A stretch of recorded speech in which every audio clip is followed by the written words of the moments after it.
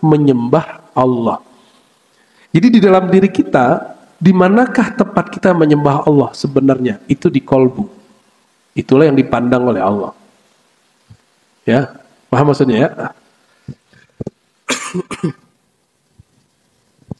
Bukan berarti Allah menempati kolbu. Maka di hadis dikatakan tempat jatuhnya pandangan Allah adalah kolbu. Innallaha yanzuru ila qulubikum. Allah memandang kepada dalam kolbumu.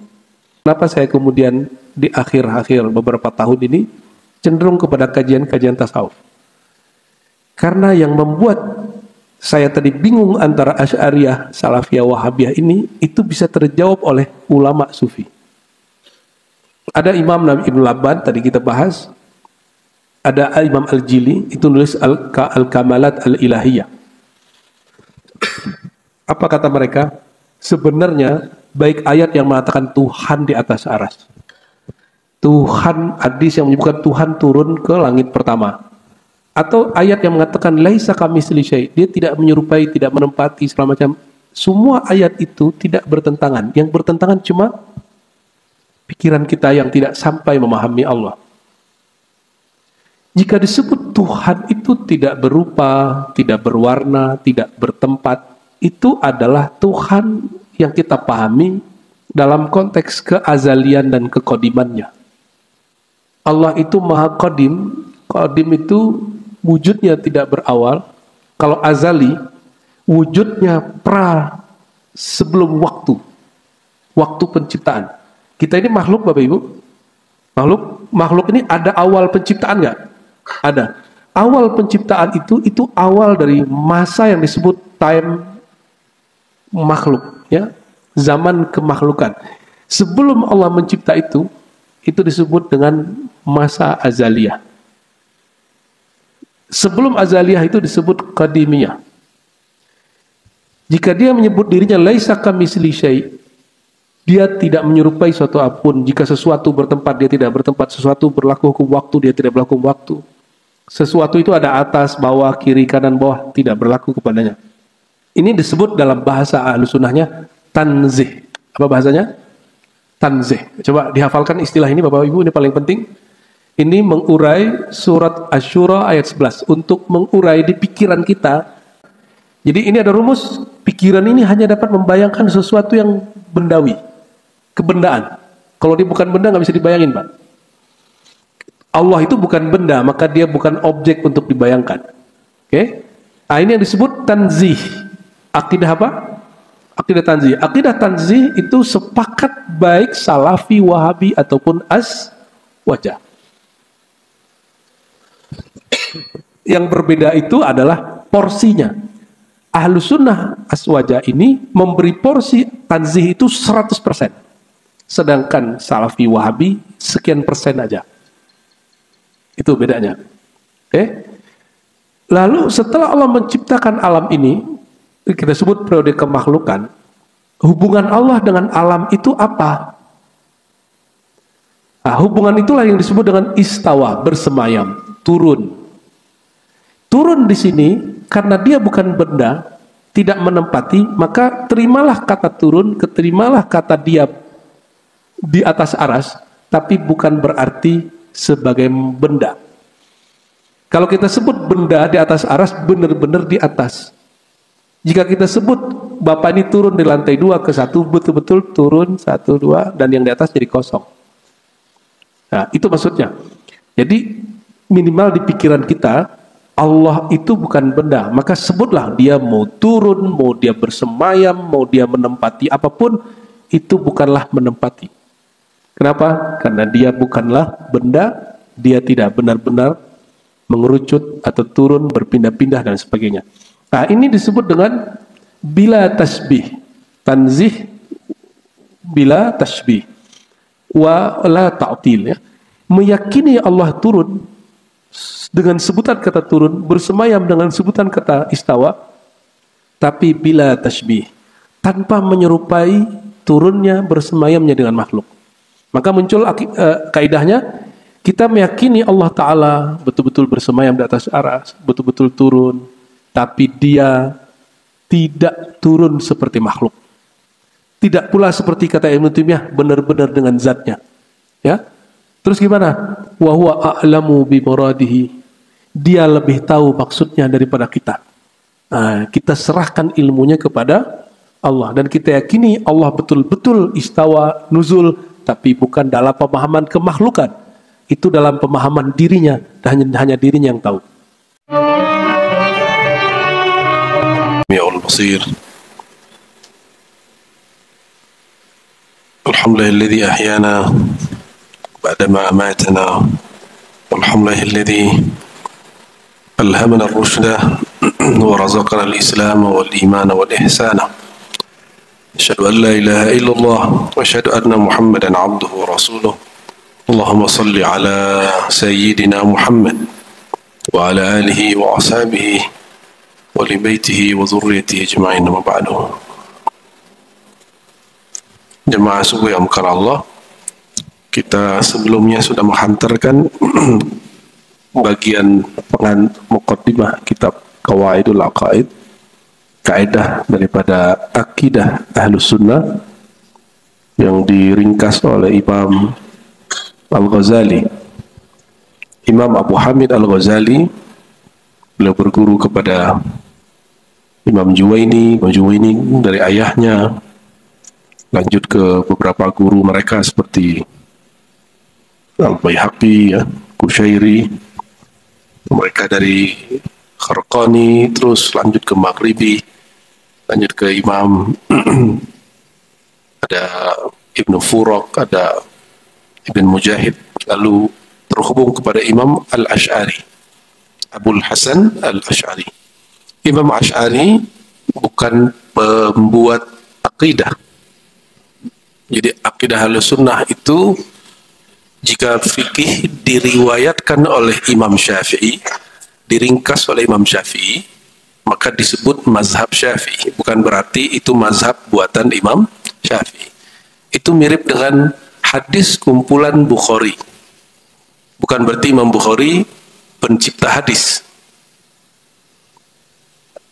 Karena Imam Bukhari itu punya sistem yang sangat ketat dalam menerima hadis, maka terkenallah Sahih Al-Bukhari.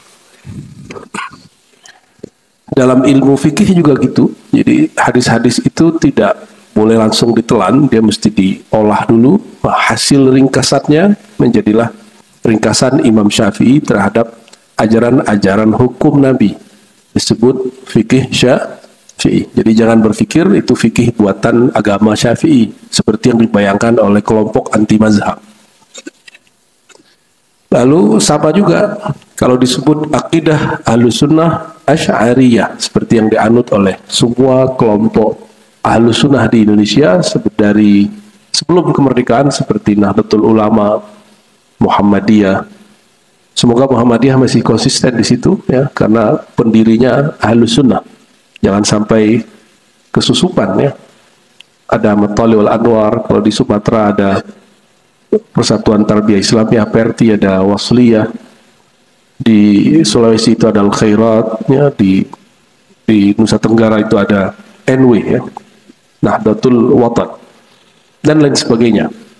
Di dalam ilmu zikir, ilmu cara ma'rifatullah, ilmu cara membersihkan kolbu, itu disebut tasawuf, muncul tata cara berzikir atau tata cara membersihkan kolbu yang sudah diringkas ajaran Rasulullahnya oleh Imam Junaid, maka disebut Junaidiyah.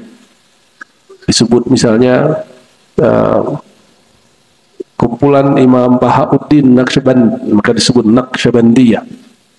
Yang sudah diringkas oleh Imam Syekh Muhyiddin Ibn Abdul Qadir Jilani, maka disebut Qadiriyah. Jadi itu bukan buatan mereka, tapi mereka hanya meringkas, ya.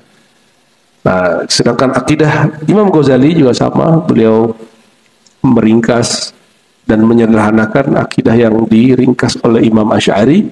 Imam Asy'ari belajar kepada Zakaria As-Saji, Zakaria As-Saji belajar kepada Ahmad bin Hanbali dari Syafi'i dari Malik dari Nafi' dari Ibnu Umar dari Nabi Muhammad SAW. Jadi mereka semua terhubung secara silsilah keilmuan kepada Rasulullah SAW.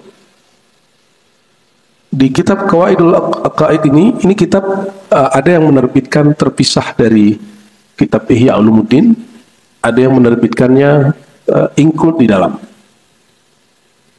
Kitab ini kita sudah sampai di pengantarnya, lalu beliau menyebutkan bahwa fa ulimu, ya, maka diketahuilah anna bina al-iman, bangunan iman, ala hadhil arkan yadur, berdasarkan 6 rukun itu muncullah kemudian 4 pilar, ya.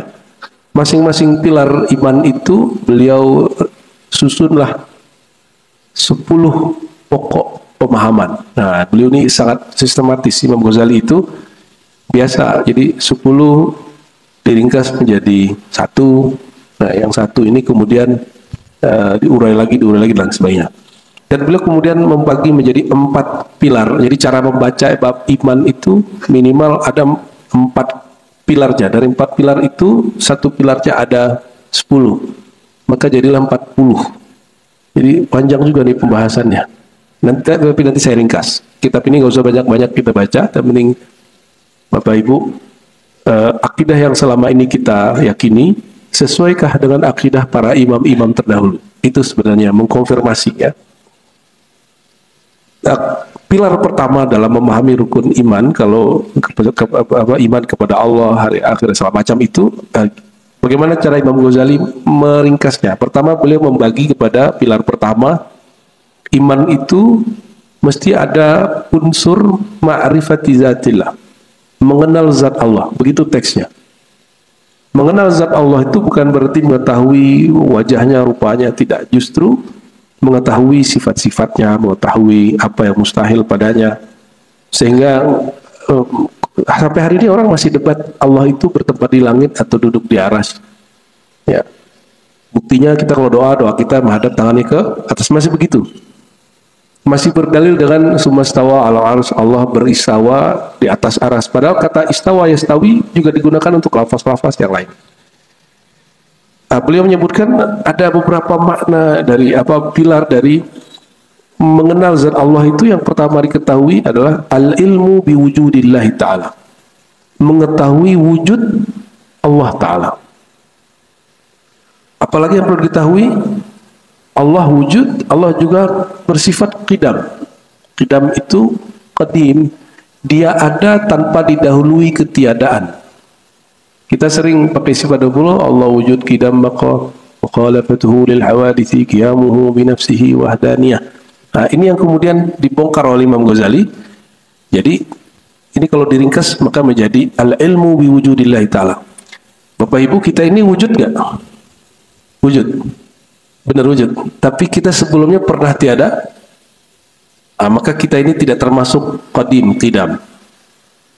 Allah yang bersifat qidam bernama qadim.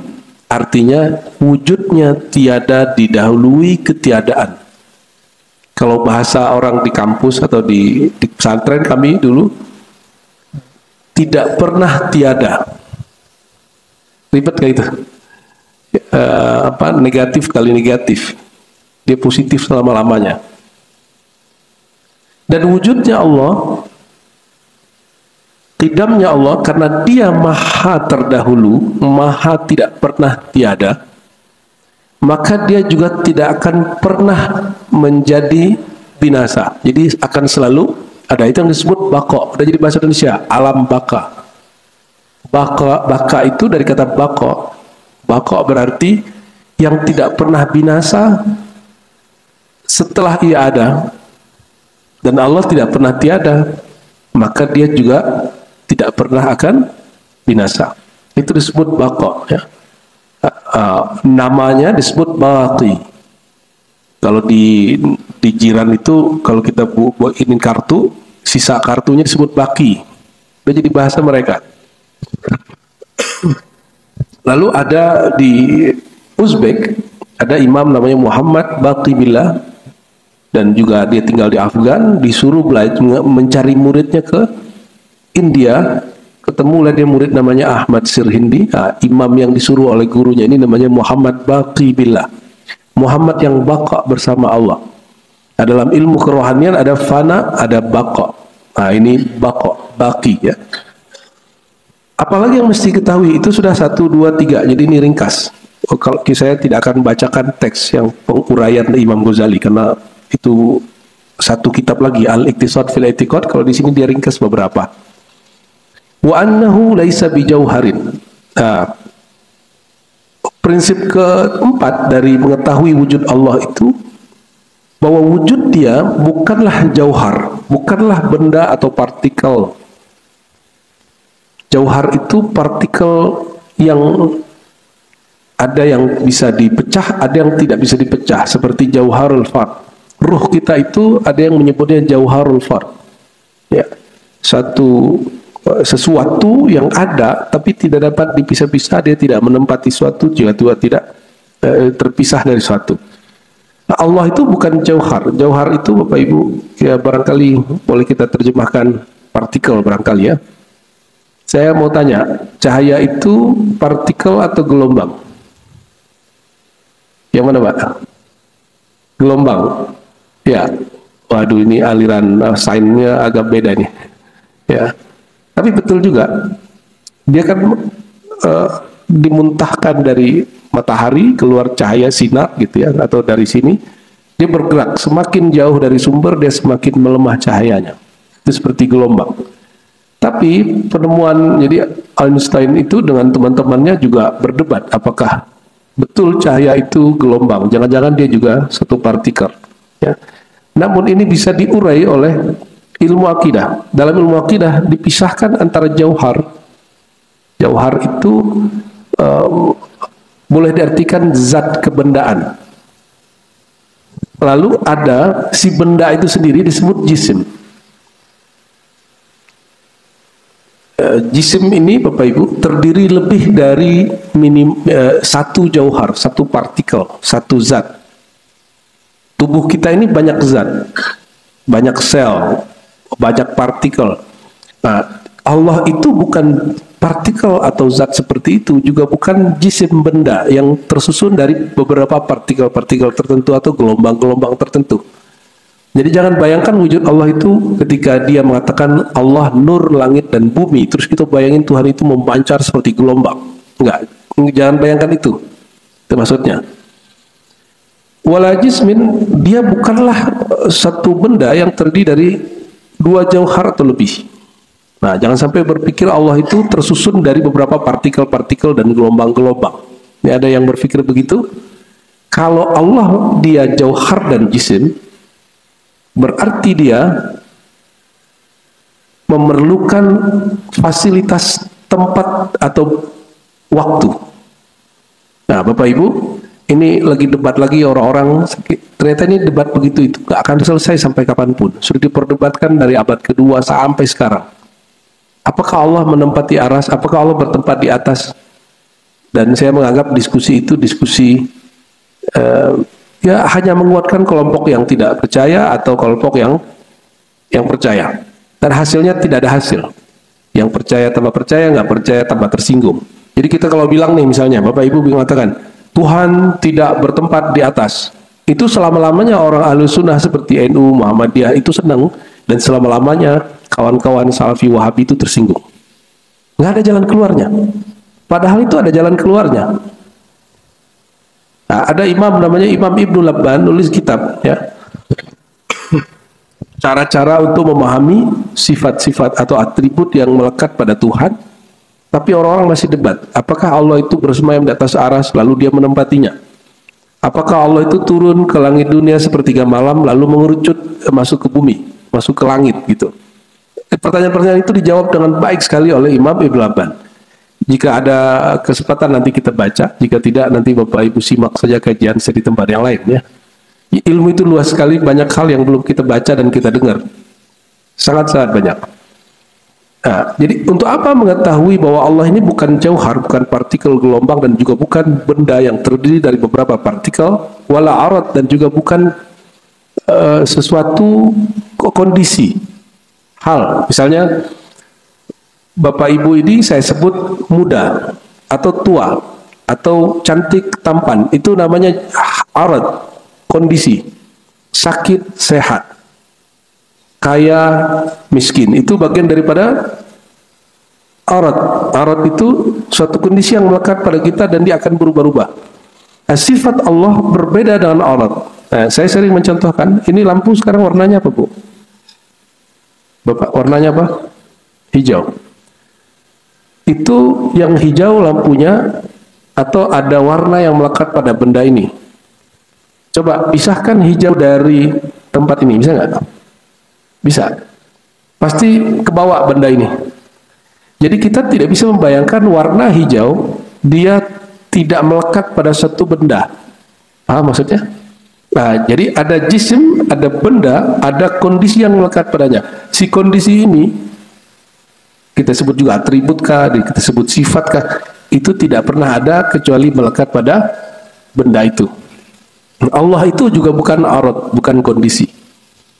Karena jika kita sebut sifat Allah itu seperti aurat, nanti kita akan menyamakan dia dengan makhluk seperti ini. Wa annahu subhanahu laisa mukhtassan bi jihatin. Nah, ini yang paling penting. Dia, Allah Maha Suci, laisa mukhtassan, tidak dikhususkan dengan suatu arah. Nah, ini agak menarik Bapak Ibu. Seorang syekh yang digelari Syekhul Islam itu akhirnya bentar-bentar dimasukin penjara. Jadi dulu orang kalau ceramah, sekarang kota Damaskus yang sampai hari ini Bapak jangan heran, itu negeri jarang sekali lebih dari 1 abad itu nggak perang. Selalu sebelum 1 abad sudah perang. Itu Damaskus.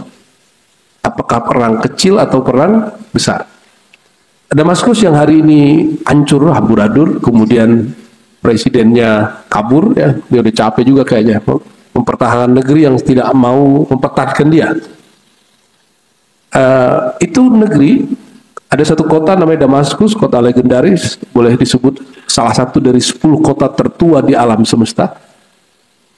Kota itu saksi bahwa orang yang meyakini Allah bertempat di suatu arah di atas itu difatwakan sesat di zamannya dan masuk penjara. Namanya Ibnu Taimiyah. Namanya Ibnu Taimiyah.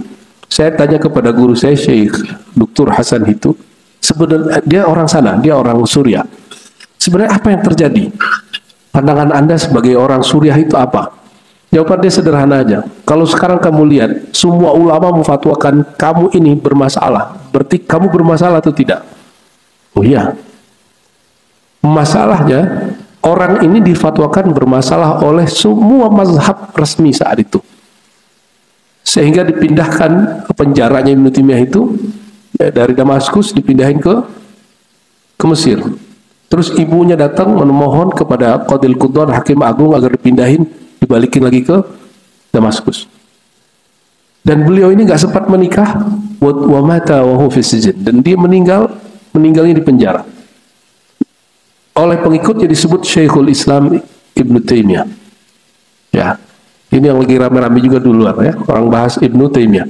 Ramenya apa? Ada klaim bahwa Hadratus Syekh Hasyim Asy'ari, pendiri NU, salah satu pendiri NU, apakah benar meyakini Ibnu Taimiyah ini sesat?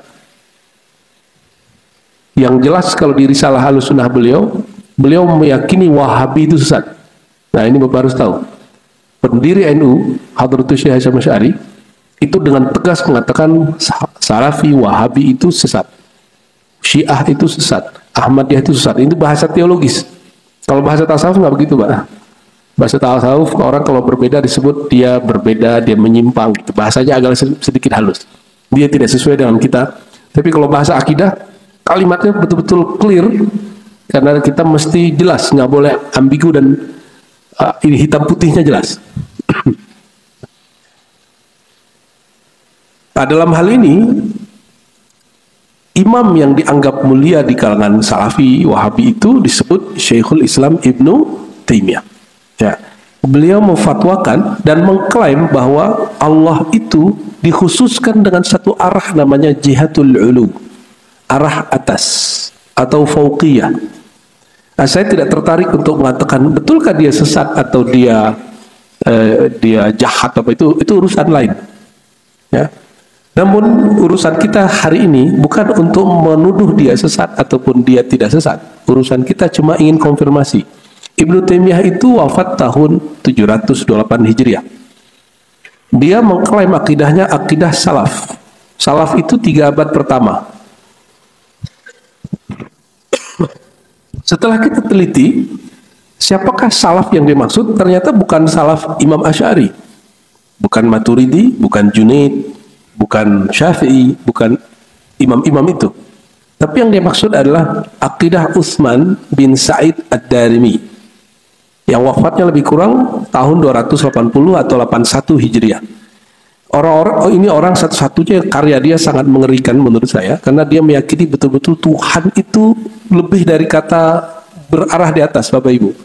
Dia punya 2 kitab, itu penelitian saya waktu S3, Ar-Raddu 'alal Jahmiyah, lalu ada 1 kitab lagi yang lebih gila lagi. Apa kata dia? Allah itu juga terbatas, dan pembatasnya adalah dua batas yang besar, yaitu aras dan langit.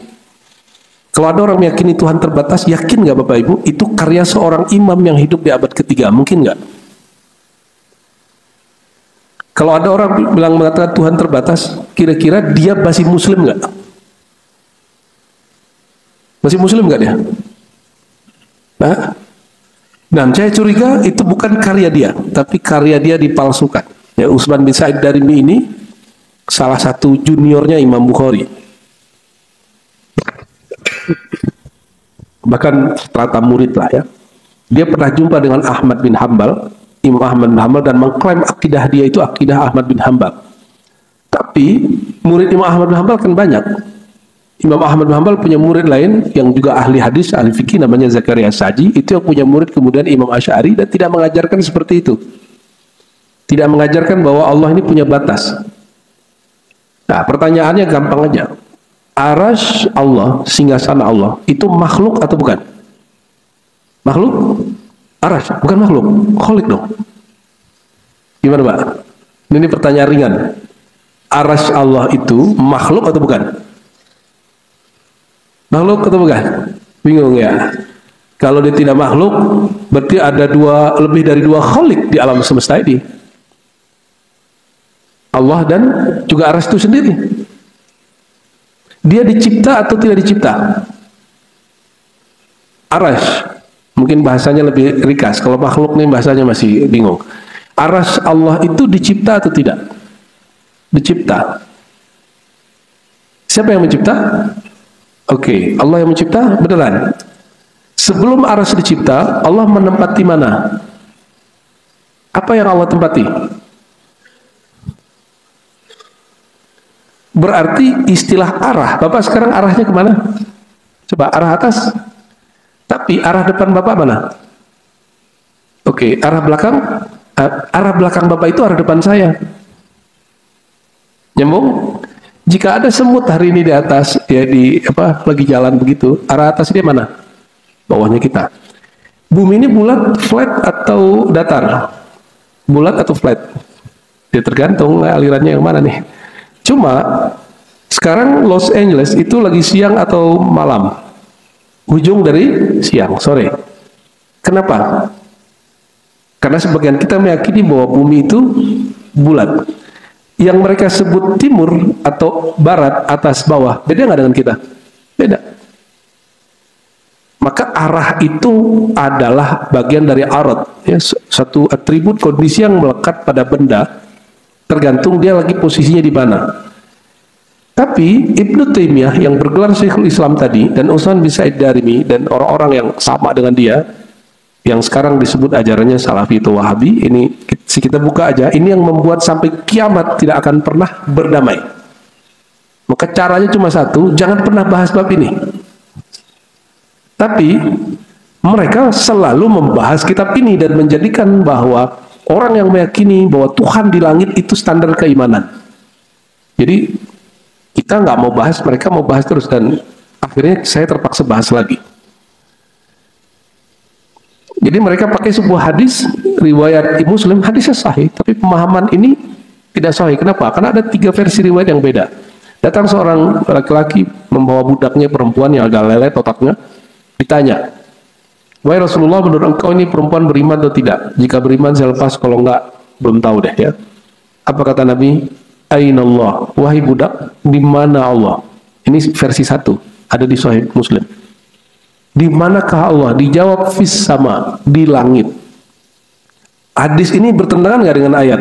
Kalau kita mau ngitung-ngitung Tuhan berada di mana, coba perhatiin. Ar-Rahman 'alal arsy istawa. Tuhan Maha Pengasih bersemayam di atas aras. Aras sama langit beda nggak?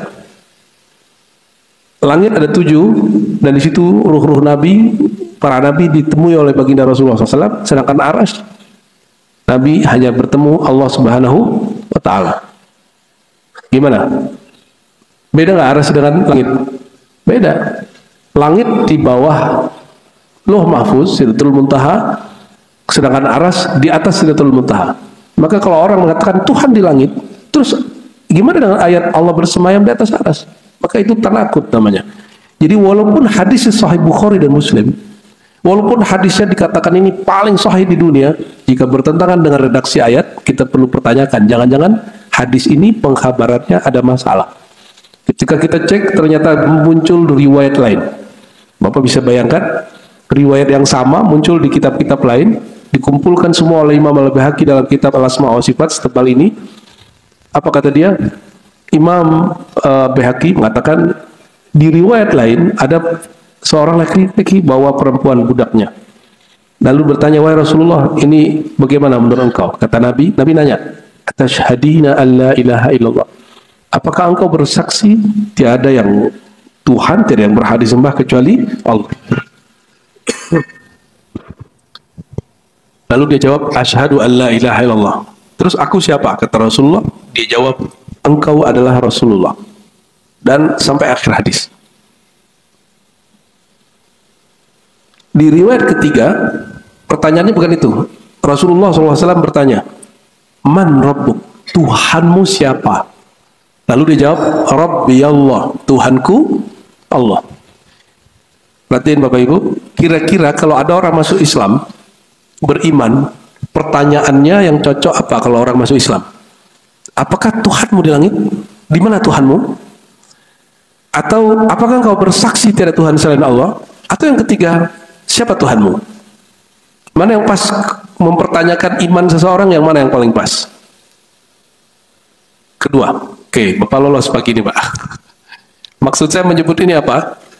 Betapa banyak riwayat yang sahih secara jalur pengkhabaran, tapi secara konten dia perlu dikritisi sesuai dengan ilmu yang berkait dengan riwayat itu. Oleh karenanya, jika ada hadis fikih, hadis hukum, dia kayak bedrock dengan ilmu fikih, maka hadis ini wajib dibaca secara ilmu fikih. Jadi dia ngalah. Jangan hadisnya bermasalah, walaupun sanadnya sahih. Yang kedua, misalnya hadis berkait dengan akidah.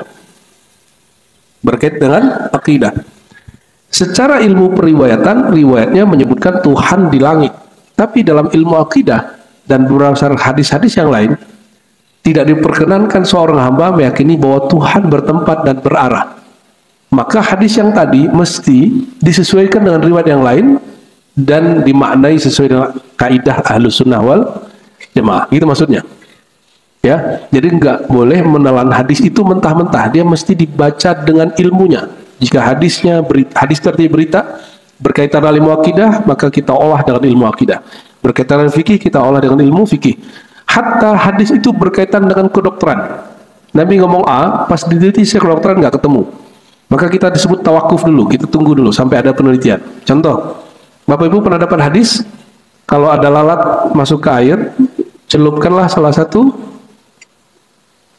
sayapnya, karena di salah satu sayapnya ada racun dan satunya lagi penawar. Sampai hari ini belum ada penelitian yang valid, jurnal-jurnal ilmiah yang mengekspos itu dengan baik. Maka kita tidak menolak ini hadis, tapi kita tawakuf, namanya tawakuf. Apa arti tawakuf? Menahan diri untuk mengomentarinya. Baik. Kembali ke ini. Wa annahu subhanahu wa ta'ala laisa mukhtassan bi jihatin. Dia tidaklah, ulama salafus saleh dulu tidak meyakini Allah dikhususkan dengan suatu arah. Karena akan bertentangan dengan banyak ayat dan banyak hadis. Kalau kita lagi di jalan, lagi di pesawat kah, di bus kah, mau sholat sunat, nggak perlu turun, tidak perlu turun, kita langsung sholat. Salatnya boleh menghadap ke mana aja. Kenapa? Fa aina ma tuwallu fasamma wajhullah. Kemanapun engkau menatap, disitulah wajah Allah. Kalau kita memahami ini secara harfiah kan berbahaya. Oleh karena itu, memahami teks Quran secara literal, secara harfiah, itu tidak diperkenankan kecuali dikonfirmasi oleh ulama ahli akidah. Nah, Bapak Ibu, imam yang tadi disebut Ibnu Taimiyah itu, dia sebenarnya orang yang sangat cerdas, tapi dia bermasalah dalam manhaj, namanya manhaj literalism. Mengambil teks ayat sifat-sifat Allah secara literal. Nah, dan itu menjadi petaka bagi beliau sehingga rahmatullah alaihi wa ghafarallahu lahu, semoga Allah mengampuninya, dia wafat pun di dalam penjara. Tapi terakhir di hari hayatnya dia jadi sufi. Ya, Bapak bisa cek, ada satu kitab judulnya Al-Wabilus Sayyib, ditulis oleh muridnya yang menemani dia di penjara, dan dia mengisahkan bagaimana Ibnu Taimiyah ini lebih sufi dari semua mursyid-mursyid yang ada hari ini. Jadi dia tuh pagi habis subuh baca Fatihah 40 kali, zikir sampai siang. Ditanya sama muridnya, apa engkau tidak sarapan wahai Tuan Syekh? Apa jawaban dia? Sarapanku adalah zikrullah. Ada yang mampu gitu nggak Pak? Sarapanku adalah zikrullah. Jadi di akhir hayatnya dia menjadi sufi, karena lalu dia memulai mengurai kalam-kalam Syekh Abdul Qadir Jilani. Tapi dia tidak sepakat dengan Imam Syazili. Jadi dia pronya ke Imam Kusyairi dan Imam Syazili. Imam Syekh Abdul Qadir Jilani. Maka dia menyebut dalam beberapa kitab dia, Syekh Abdul Qadir itu dengan gelar Tuanku Syekh, Sayyidi Syekh, Sidi Syekh. Karena dia terbukti wafatnya dalam keadaan menjadi seorang sufi menurut kitab ini, maka beliau ketika wafat dikuburkan di Damaskus di pemakaman khusus para sufi, namanya Maqbarah Sufiyah. Bapak kalau nanti Damaskus aman, silahkan buktikan sendiri, berziarah ke beliau, nama pemakamannya pemakaman Sufiyah. Jadi Ibnu Taimiyah yang tadinya diklaim anti sufi, anti tarekat, anti tasawuf, ternyata dia meninggal sebagai seorang sufi. Dan ini di kampus ada Prof. Yunasril Ilyas ya, itu mengkonfirmasi kebenaran ini. Ya, tadinya dia anti tasawuf, pro Ibnu Taimiyah dalam bab ini, tapi di akhir hayat dia menemukan Ibnu Taimiyah seorang sufi. Saya nggak penting apakah dia sufi tidak sufi. Yang penting adalah karya dia tentang bahwa Tuhan berada di langit dan di arah atas itu sudah menyebar bahkan sampai hari ini. Benar sudah menyebar. Jangan-jangan masjid ini menjadi salah satu tempat mereka mengajarkan akidah itu. Hati-hati Pak. Ya. Kita tidak ingin Bapak bertengkar dengan mereka, tapi kita hanya ingin Bapak memfilter kajian-kajian Ahlus Sunnah. Bahkan kajian saya pun kalau nggak cocok, silakan saya difilter kajiannya, nggak apa-apa. Ya. Cuma kan lucu, orang bukan jurusan akidah memfilter orang akidah itu lucu Pak. Oke, jadi jangan pernah membayangkan atau memperdebatkan Tuhan berada di atas secara fisik. Maka ungkapan tinggi untuk Tuhan, untuk Allah, ini bukan ungkapan tempat. Jadi bolehkah kita mengatakan Tuhan yang di atas, dia yang di atas, dia yang maha tinggi? Boleh dengan satu syarat. Oke, di depan sudah kita sebut dia tidak benda, dia bukan jauhar, partikel, bukan gelombang, bukan arad, bukan satu kondisi. Karena dia bukan benda, benda itu bertempat atau tidak? Ya. Maka ketika kita sebut Allah itu bukan benda, lalu kita katakan dia yang di atas. Ini sebenarnya kontradiksi. Tapi ilmu bahasa itu menjadi penengahnya. Ada yang disebut hakiki dan majazi. Jika dia bukan benda, maka mustahil dia bertempat di atas, di bawah, di kiri, kanan, depan, belakang. Maka ungkapan di atas itu menunjukkan penghormatan kepada Allah Subhanahu wa Ta'ala. Bukan berarti Allah benar-benar di atas. Gitu. Itu maksudnya. Jadi ternyata dalam bahasa Arab itu ada. Hakiki majazi itu bahasa Indonesia atau bahasa Arab Pak? Itu bahasa Arab yang diserap dalam bahasa Indonesia karena bahasa kita menyerap banyak bahasa. Hakiki berarti hakikat, majazi berarti tidak hakikat. Nah, tidak hakikatnya ada yang metafora, ada yang ironis dan lain sebagainya. Sudah connect ya? Jadi bolehkah kita mengatakan Tuhan yang di atas sana? Itu boleh sebagai bentuk penghormatan.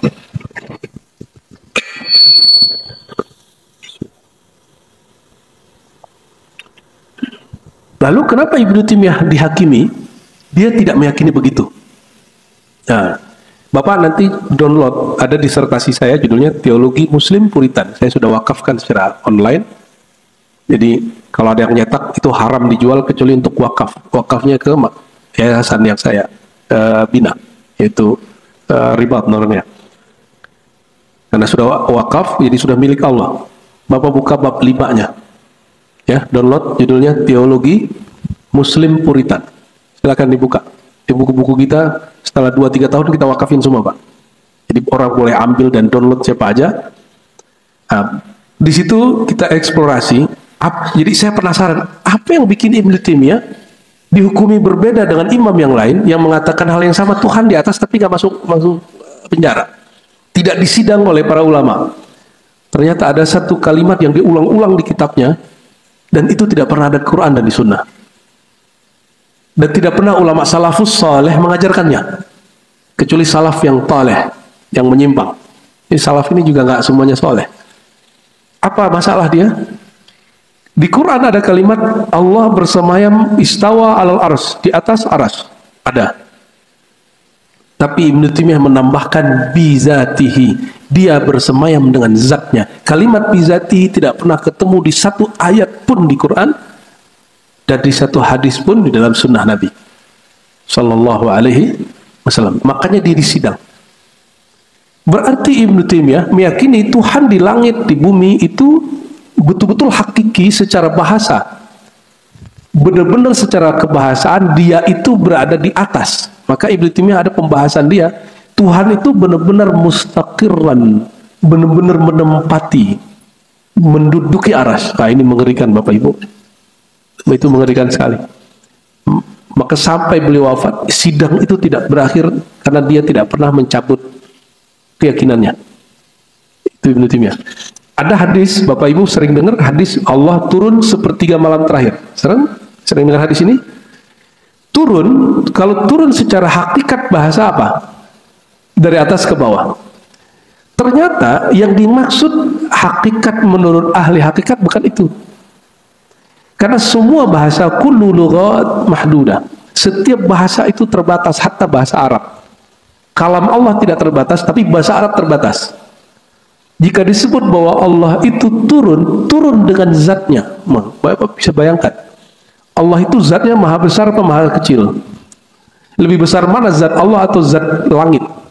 Jika dia turun ke langit dunia, itu langit di atas bumi ini disebut langit dunia. Mulai dari bawah kita satu jengkal dari bumi ke atas itu disebut sama'id dunia. Dalam hadis Sahih Bukhari dan Muslim dikatakan Allah turun sepertiga malam terakhir ke langit dunia. Tapi kalimat cuma yanzilu. Allah tidak menyebut kalimat bizatihi dengan zatnya. Ibnu Taimiyah menambahkan lafaz bizatihi dengan zatnya. Nah, inilah bid'ah akidahnya Ibnu Taimiyah. Jadi saya kalau ingin kasih jawaban kepada Bapak Ibu, kenapa akidah Salafi, Wahabi sampai nanti kiamat akan selalu bentrok dengan ulama Al-Azhar? Akan bentrok dengan habaib yang ada di Yaman, akan bentrok terus dengan pesantren-pesantren ahli sunnah yang ada di semua pesantren Indonesia. Namun pesantren modern, ini perhatiin Bapak Ibu, hati-hati masukin anak ke sekolah. Beberapa pesantren modern hari ini mengizinkan dan mewajibkan kurikulum kelas 4, 5, 6 diganti dengan akidah Ibnu Taimiyah. Nah, ditulis oleh orang hari ini masih hidup namanya Saleh Fauzan. Itu akidah Ibnu Taimiyah, mengajarkan Tuhan di langit dengan zatnya, Tuhan bersemayam di atas aras dengan zatnya, Tuhan turun ke langit dunia dengan zatnya. Zat Allah turun ke langit, itu kan mengerikan itu Bapak Ibu. Cukup Ibnu Taimiyah mengatakan harusnya ya, seperti Imam Asy'ari, Imam Ibnu Ahmad bin Hambal, Syafi'i, Malik mengatakan apa? Tuhan bersemayam di atas aras. Semuanya percaya. Tapi mereka mengatakan bukan dengan zat, mengatakan dengan ilmu yang dia tahu, dengan istiwa yang layak baginya. Murid Ibnu Taimiyah ada yang tidak mau mengikuti ajaran dia lagi, namanya Ibnu Katsir. Dalam bab ini, yang lain dia masih ikuti. Silakan buka tafsir Ibnu Katsir, tidak pernah ketemu dia mengatakan Allah bersemayam dengan zatnya. Yang muncul adalah kama yaliku bijalali, dia bersemayam sebagaimana layaknya dirinya. Allah itu selayaknya. Apakah zat dia layak untuk menempati makhluk bernama aras? Kan tidak layak. Apakah layak kita membayangkan dia kemudian masuk ke langit dunia dan mengerucut, berpindah dari atas ke bawah? Itu tidak layak. Nah, maka sebutlah, karena dia bukan benda, turunnya tidak dari atas ke bawah. Karena dia bukan benda, bersemayamnya bukan menempel. Karena dia bukan benda, jika kita sebut dia di atasnya bukan berarti ada bawahan dan ada atasannya. Ya, Ibnu Taimiyah itu sampai menjadikan pembahasan ini setara fikih, Bapak Ibu. Apa kata dia? Kalau Allah turun sepertiga malam terakhir, terus yang di aras siapa? Pertanyaan-pertanyaan begitu sampai dia begini. Lalu yang mengkritisi pendahulu dia yang meyakini ketika Allah turun ke aras ke langit pertama, maka aras kosong. Apa kata Ibnu Taimiyah? Oh tidak, dia turun ke langit dunia tanpa meninggalkan aras. Itu kontradiktif gak di sini? Nah, itulah hakikat akidah Ibnu Taimiyah yang sekarang dipakai oleh saudara-saudara kita Salafi. Jadi kita sebagai tanda sayang kepada mereka, kita kasih tahu, ini loh penyebab Imam ente, Syekhul Islam ente difatwakan 4 mazhab, dan semua ulama mu'tabar zaman itu tidak ada yang diam kecuali 1-2 aja. Dan mereka sepakat menjebloskan beliau dan memfatwakan beliau menyimpang. Apa sebabnya? Ini dia.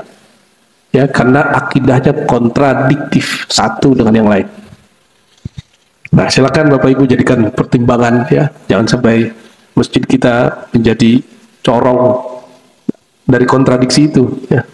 Oh, masjid ini boleh semua ya, terserah Bapak lah ya. Tapi tanggung jawab saja di hadapan Allah Subhanahu wa taala nanti. Maka kalimat berikut beliau adalah wala mustaqirran ala makan. Allah itu, kata Imam Ghazali, sesuai akidah salafus saleh, tidak menempati makan, satu tempat. Aras itu tempat, Allah tidak menempatinya. Sebagaimana dia sebelum menciptakan aras tidak bertempat, maka dia tidak perlu menempati aras. Maka jika disebut dia bersemayam di atas aras, itu dia memerlukan aras atau aras memerlukan dia? Aras memerlukan dia. Maka kalimat ini adalah kemuliaan untuk aras, bukan kebutuhan bagi dia.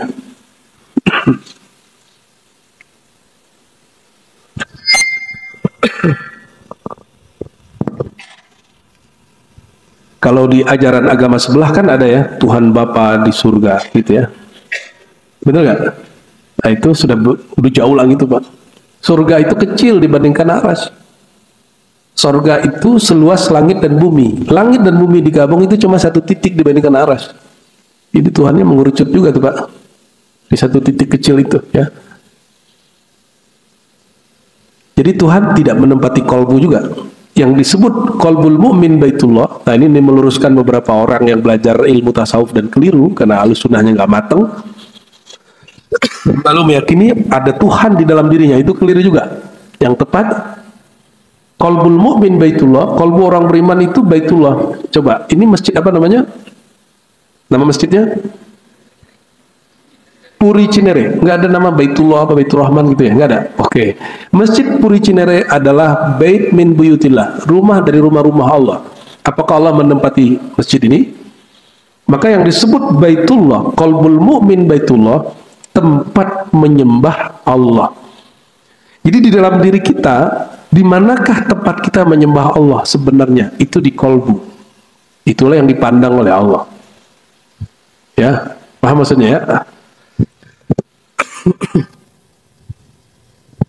Bukan berarti Allah menempati kolbu. Maka di hadis dikatakan tempat jatuhnya pandangan Allah adalah kolbu. Innallaha yanzuru ila qulubikum. Allah memandang kepada dalam kolbumu. Jadi kira-kira Bapak Ibu masih mau terus konflik dengan Salafi Wahabi untuk bab ini? Atau kita sudahi saja? Ya, mau sampai kita debat begini, benar ataupun salah, itu mempengaruhi Tuhan nggak? Allah betul-betul berada di suatu tempat di atas nggak ketika Salafi menang berdebat dengan kita? Atau Allah kemudian tidak ada urusannya dengan aras jika kita yang menang? Ternyata itu nggak ngaruh. debat kita, diskusi kita, ternyata yang adalah ego. Yang menang merendahkan yang kalah tidak menerima kekalahannya. Jadi debat-debat Wahabi, Ahlus Sunnah, Aswaja itu sampai hari kiamat tidak akan bermanfaat. Nggak ada manfaatnya. Itu cuma balas-balasan aja. Mau nggak sampai kiamat begini terus? Ya? Mau nggak nanti masjid ini nanti jadi ajang ulama NU, Muhammadiyah atau Ahlus Sunnah, Aswaja nanti bertengkar terus dengan ustadz-ustadz Wahabi di sini? Mau nggak begitu? Belum lagi jamaahnya nanti jontok-jontokan. Mau begitu? Kita kan nggak mau, Pak. Terus gimana? Ada jalan keluarnya. Apa jalan keluarnya? Jalan keluarnya,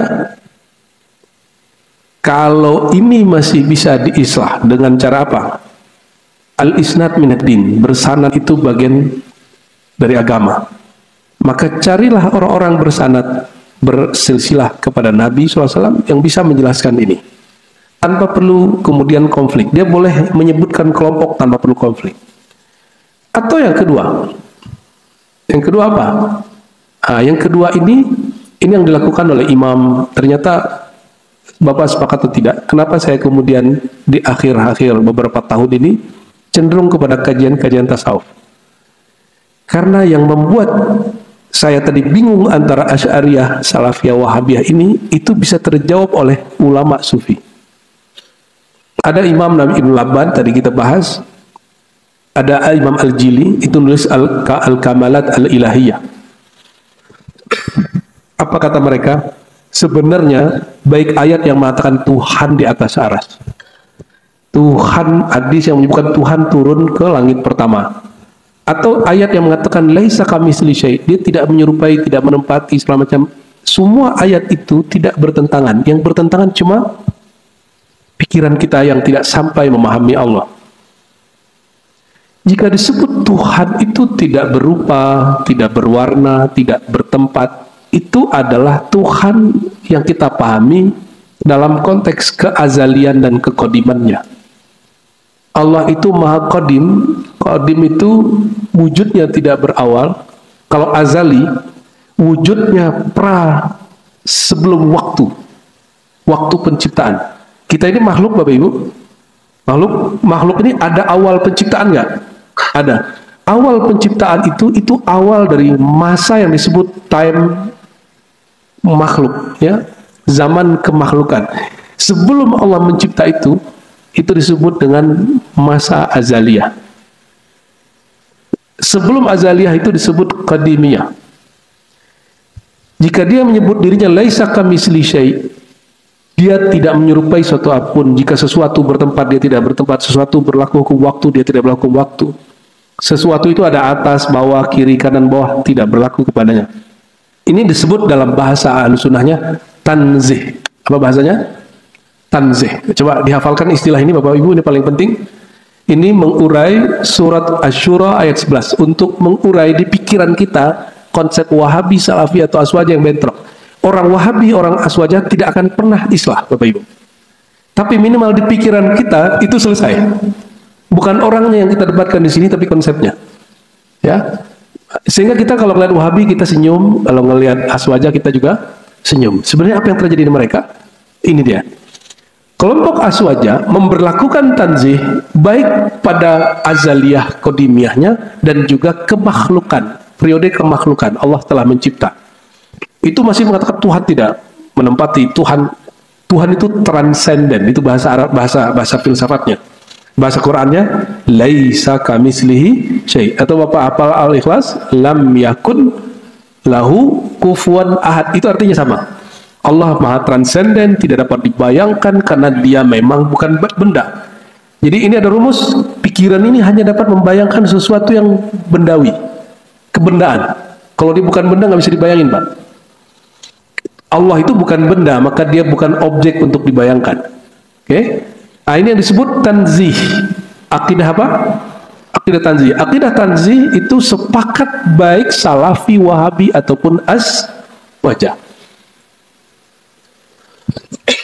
Yang berbeda itu adalah porsinya. Ahlus Sunnah Aswaja ini memberi porsi tanzih itu 100%. sedangkan Salafi Wahabi sekian persen aja. Itu bedanya. Lalu setelah Allah menciptakan alam ini, kita sebut periode kemakhlukan, hubungan Allah dengan alam itu apa? Nah, hubungan itulah yang disebut dengan istawa, bersemayam, turun. Turun di sini karena dia bukan benda, tidak menempati, maka terimalah kata turun, keterimalah kata dia di atas aras, tapi bukan berarti sebagai benda. Kalau kita sebut benda di atas aras, benar-benar di atas. Jika kita sebut Bapak ini turun di lantai 2 ke 1, betul-betul turun 1, 2, dan yang di atas jadi kosong. Nah, itu maksudnya. Jadi minimal di pikiran kita, Allah itu bukan benda, maka sebutlah dia mau turun, mau dia bersemayam, mau dia menempati apapun, itu bukanlah menempati. Kenapa? Karena dia bukanlah benda, dia tidak benar-benar mengerucut atau turun, berpindah-pindah dan sebagainya. Nah, ini disebut dengan bila tasbih, tanzih bila tasbih wa la ta'til, ya. Meyakini Allah turun dengan sebutan kata turun, bersemayam dengan sebutan kata istawa, tapi bila tasbih, tanpa menyerupai turunnya bersemayamnya dengan makhluk. Maka muncul kaidahnya, kita meyakini Allah Ta'ala betul-betul bersemayam di atas aras, betul-betul turun, tapi dia tidak turun seperti makhluk. Tidak pula seperti kata Ibnu Taimiyah, benar-benar dengan zatnya. Ya. Terus gimana? Wa huwa a'lamu bi muradihi. Dia lebih tahu maksudnya daripada kita. Nah, kita serahkan ilmunya kepada Allah dan kita yakini Allah betul-betul istawa nuzul, tapi bukan dalam pemahaman kemakhlukan. Itu dalam pemahaman dirinya, dan hanya dirinya yang tahu. Nyambung? Jadi kalau kita ngelihat hari ini orang bertengkar Allah bersemayam di atas, dia terjebak pada kebahasaan. Dia terjebak kepada istilah kepala dia, dan dia secara tidak sadar sedang menghukumi Allah dengan pikirannya, dan itu keliru besar. Allah Subhanahu wa taala Maha suci dari semua yang kita bayangkan, ya. Barangkali itu Bapak Ibu, ya. Semoga kepalanya panas. Ya, ini mesti kita ulang-ulang terus supaya akidah kita betul-betul stabil, supaya nanti Bapak Ibu meninggal baca la ilaha illallah dan meyakini Allah sebagaimana mestinya dia, bukan sebagaimana mestinya pikiran kita, ya, atau sebagaimana mestinya kelompok aswaja, kelompok Salafi Wahabi. Semoga semuanya menjadi kelompok umat Nabi Muhammad sallallahu alaihi wasallam. Ya, kita doakan Allahumma aslih umat Sayyidina Muhammad, ya Allah perbaikilah umat Nabi Muhammad, kami umat Nabi Muhammad. Allah majbur umat Sayyidina Muhammad, ya Allah ubahlah hati kami yang tidak baik, hati kami yang keras, pikiran kami yang picik menjadi percahaya, menjadi luas, menjadi terdidik. Allahumma nawwir quluba ummati Sayyidina Muhammad sallallahu alaihi wasallam, ya Allah kalbu kami gelap, ya Allah pikiran kami gelap, ya Allah, sehingga kami suka bertengkar, suka menyalah-nyalahkan orang, bahkan suka mempersepsikan Engkau sebagaimana pikiran kami. Ampunkan kalbu kami, ampunkan pikiran kami, ampunkan jiwa kami yang salah meyakini Engkau. Allahumma ya muqallibal qulub tsabbit qulubana ala dinika wa ta'atik. Ya Allah, bantulah kami semua untuk tetap istiqamah dalam agamamu, hidup dalam mencintai sunnah nabimu, dan wafat dalam merindui dan menginginkan perjumpaan dengan Engkau. Allahumma inna nas'aluka syauq ila liqa'ik, ya Allah berikanlah kami rasa rindu jumpa kepada Engkau. Wa nas'aluka ridhaka, wa nas'aluka ya Rabbana rahmatak, wa nas'aluka al-jannah, wa nas'aluka al-firdaus al-a'la, wa nas'aluka ya Rabbana an tu'izana wa tujirana min kulli adab. Ya Allah, lindungi kami dari semua siksa-Mu, berilah kami keridhaan-Mu, kumpulkan kami bersemua di dalam surga-Mu, izinkan kami menatap kepada wajah-Mu, izinkan kalbu kami selalu istiqamah untuk mengingat-Mu. Amin ya rabbal alamin. Rabbana atina fid dunya hasanah wa fil akhirati hasanah wa qina adzabannar. Sallallahu alaihi wasallam Muhammad alhamdulillah rabbil alamin. Agak mirip cara memahami Isra. Sampai-sampai ada yang menulis seperti ini, bahwa Isra itu hiburan Allah kepada Nabi. Ini versi sejarah, Pak. Sejarah itu kumpulan peristiwa yang dirunut, namun masih menempatkan Nabi sebagai manusia biasa. Tapi ini yang perlu kita kritisi. ahli sejarah itu terlalu memanusiakan Nabi Muhammad SAW. Padahal beliau manusia la kal bashar. Manusia yang berbeda dengan manusia biasa. Walaupun beliau mengatakan ana basyarum mislukum, aku manusia seperti kalian. Itu sisi humanisme Nabi. Tapi di sisi lain beliau mengatakan, makanlah kalian kalau aku sudah diberi makan oleh Allah. Jadi Nabi kadang-kadang mengeluarkan sisi manusia yang bukan manusianya. Kalau ahli sejarah lupa itu. Ini perbedaan, Bapak Ibu silakan lihat, hari ini sudah banyak buku terjemahan orang-orang barat yang menulis tentang biografi Sayyidina Muhammad SAW. Kita perlu senang, saya biasa aja. Kenapa? Justru kita kecewa dalam beberapa hal. Mereka terlalu memanusiakan Sayyidina Muhammad SAW. Kadang-kadang juga su'ul adab kepada Nabi Muhammad SAW. Apa perbedaan antara ahli rohani dengan ahli sejarah baca kisah Isra Mi'raj? Isra Mi'raj itu terjadi berpas-pasan dengan wafatnya dua orang yang mencintai Sayyidina Muhammad SAW. Pertama istrinya Sayyidah Khadijah, yang kedua pamannya Sayyidina Abu Talib. Saya sudah sampaikan kepada Bapak Ibu, saya mengikuti ulama Ahlus Sunnah sebagian yang tidak meyakini apa yang diyakini sebagian ahli hadis dan sejarah, bahwa Abu Talib itu kafir.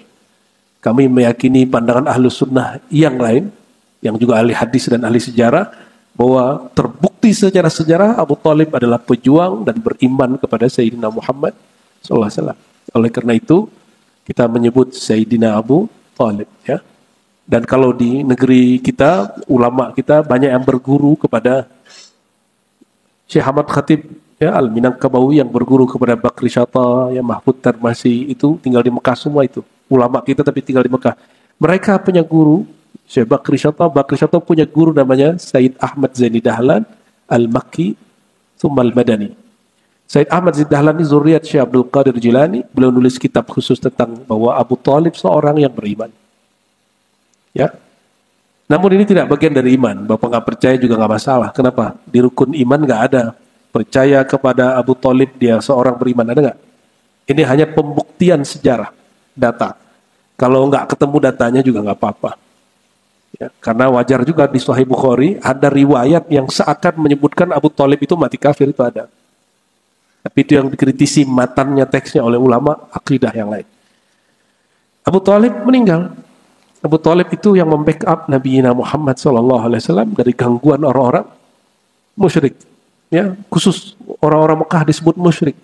Jadi kafirnya Mekah itu innalladzina kafaru, ya, surah Al-Bayyinah, innalladzina kafaru min ahlil kitab wal musyrikin. Jadi orang kafir itu dua jenis. Ada yang masih bertauhid tapi tidak percaya kepada nubuat nabi terakhir, itu ahli kitab. Ahli kitab itu percaya kepada Allah tapi dia nggak percaya kepada Nabi Muhammad SAW, nabi terakhir. Maka disebut kafir juga. Maka kufur itu nggak mesti seperti beberapa kawan-kawan kita yang terjebak kepada liberalisme yang sudah, ya, menurut saya sudah nggak pas, ya. Yang mengatakan, oh, ahlu kitab juga beriman. Iya, berimannya baru kepada Allah, tapi belum kepada Nabi terakhir. Tidak serta-merta kemudian kita terlalu toleransi dalam bab ini. Nah, dalam bab akidah itu nggak ada urusan, ya. Kita berbeda begini nggak mesti kita nyontok-nyontokan kok sama orang-orang kafir Yahudi ataupun Nasrani. Kita cuma urus kolbu aja, ya. Cuma kalau mereka disebut mukmin secara mutlak, tidak. Mereka hanya mukmin billah tapi tidak mukmin bi Rasulillah. Maka imannya tidak sempurna. Karena Allahnya menyuruh beriman kepada Nabi terakhir, mereka nggak beriman. Berarti imannya ambigu juga. Ya. Maka ada kafir kedua yaitu musyrikin. Musyrikin ini sudahlah kafir kepada Allah, juga kufur kepada Sayyidina Muhammad Sallallahu Alaihi Wasallam. Nah, orang Mekah itu lebih banyak kufurnya kufur syirik. Syiriknya bukan ria. Kalau ria itu masih penyakit kolbu. Ria ini masih bisa disembuhkan. Ya. Tapi kalau syirik yang zahir, itu dosa besar, ya, asyirkul akbar. Makanya Mekah itu dulu jadi pusat berhala di Jazirah Arab, berhalanya zahir. Tapi sampai nanti Imam Mahdi keluar, Mekah itu akan jadi pusat berhala bernama duit. Coba tanya semua orang yang berbisnis travel, ya, yang bisnis perhotelan, bisnis tiket. Coba tanya, Pak. bisnis haji umroh. Badannya tawaf mengelilingi Ka'bah, tapi hatinya, otaknya bertawaf mengelilingi real, dolar, rupiah, dolar, rupiah. Itu aja terus. Sampai nanti Imam Mahdi keluar. Kita nggak tahu apakah waktunya dekat atau waktunya masih lama. Baru dibersihkan kolbu semua orang daripada tawaf, ya, menyembah Tuhan baru bernama duit. Ya. Ta'iba abdud dinar, ta'iba abdud dirham. Sungguh lelah itu orang yang menyembah duit. Orang nyembah duit rukuk sujud nggak Bapak Ibu? Enggak. Berarti hamba duit nggak mesti sujud. Hamba dunia itu nggak mesti sujud, tapi dia ngikut terus. Ngikut terus kemana-mana. Itu yang dibersihkan Sayyidina Muhammad SAW. Maka siapapun yang sedang bergerak di dunia travel, antum wajib belajar ilmu tauhid dan ilmu tasawuf dengan benar. Tauhid untuk kaidah bertuhan, tasawuf untuk menumbuhkan rasa bertuhan yang benar. Ya, insya Allah diberkahi usahanya oleh Allah. Ya, kalau nggak usahlah, berhentilah cari kerjaan lain. Ya, daripada nanti badan di tempat suci, otaknya nggak suci, hatinya nggak suci. Karena ini berkaitan dengan Isra dan Mi'raj. Ya. Kalau menurut ahli sejarah, itu tahun disebut tahun kesedihan. Bahasa Arabnya Amul Huzni. Tahun kesedihan. Kira-kira Nabi sedih nggak ditinggal Khadijah sama Abu Thalib? Kira-kira Pak? Sedih nggak? Sedih? Karena ahli sejarah Bapak. Ya. Emang Nabi perlu Khadijah? Emang Nabi perlu Abu Thalib? Untuk perjuangannya Nabi perlu Abu Thalib nggak? Atau Khadijah yang perlu Nabi? Atau Abu Thalib yang perlu Nabi? Mana yang memerlukan? Nabi perlu mereka atau mereka perlu Nabi? Jadi kalau Nabi pun sedih, sedihnya bukan sedih Bapak Ibu ditinggal bini. Sedih ditinggal orang tua, kan Nabi meninggal bapaknya Abdullah, maka bapak beliau itu adalah Abu Thalib. Jadi orang Arab di zaman itu dulu begitu. Kalau saudaranya punya anak, meninggal bapaknya itu, maka anaknya mereka jadi anak dia. Ya. Jadi bapak ini kalau punya saudara Pak, anak saudara kita, bapaknya meninggal, berarti adik kita, abang kita meninggal, bapak wajib itu urus anaknya. Jangan nggak diurus. Ya, boleh nggak ngurus emaknya anak-anaknya, itu urusan bapak itu ya. Allahumma sholli ala sayyidina Muhammad. Jadi saya tanya lagi, kira-kira Nabi sedihnya kayak sedih kita kehilangan orang tua, kehilangan istri nggak? Enggak. Itu keliru itu. Maka Amul Huzni ini tidak tepat diartikan tahun kesedihan seperti yang dipahami banyak orang. Nabi nggak pernah sesedih itu. Bayangkan, jangankan Nabi, wali saja, wali Allah, ala inna awliya Allah la khaufun alaihim walahum yahzanun, surat Yunus. Ketahuilah sesungguhnya kekasih-kekasih Allah, wali Allah, tidak pernah ada rasa takut pada diri mereka, juga tidak ada rasa sedih. Terus kok disebut Amul Huzni? Nabi itu anaknya meninggal, Ibrahim. Air matanya mengalir, ya haru biru itu sisi biasa. Dan beliau menyebutnya rahmah, bukan sedih. Maka saya menyebut itu tahun Amul Rahmah, bukan Amul Huzni. Tahun kasih sayang, bukan tahun kesedihan. Kenapa beliau pernah mengatakan waktu anaknya meninggal?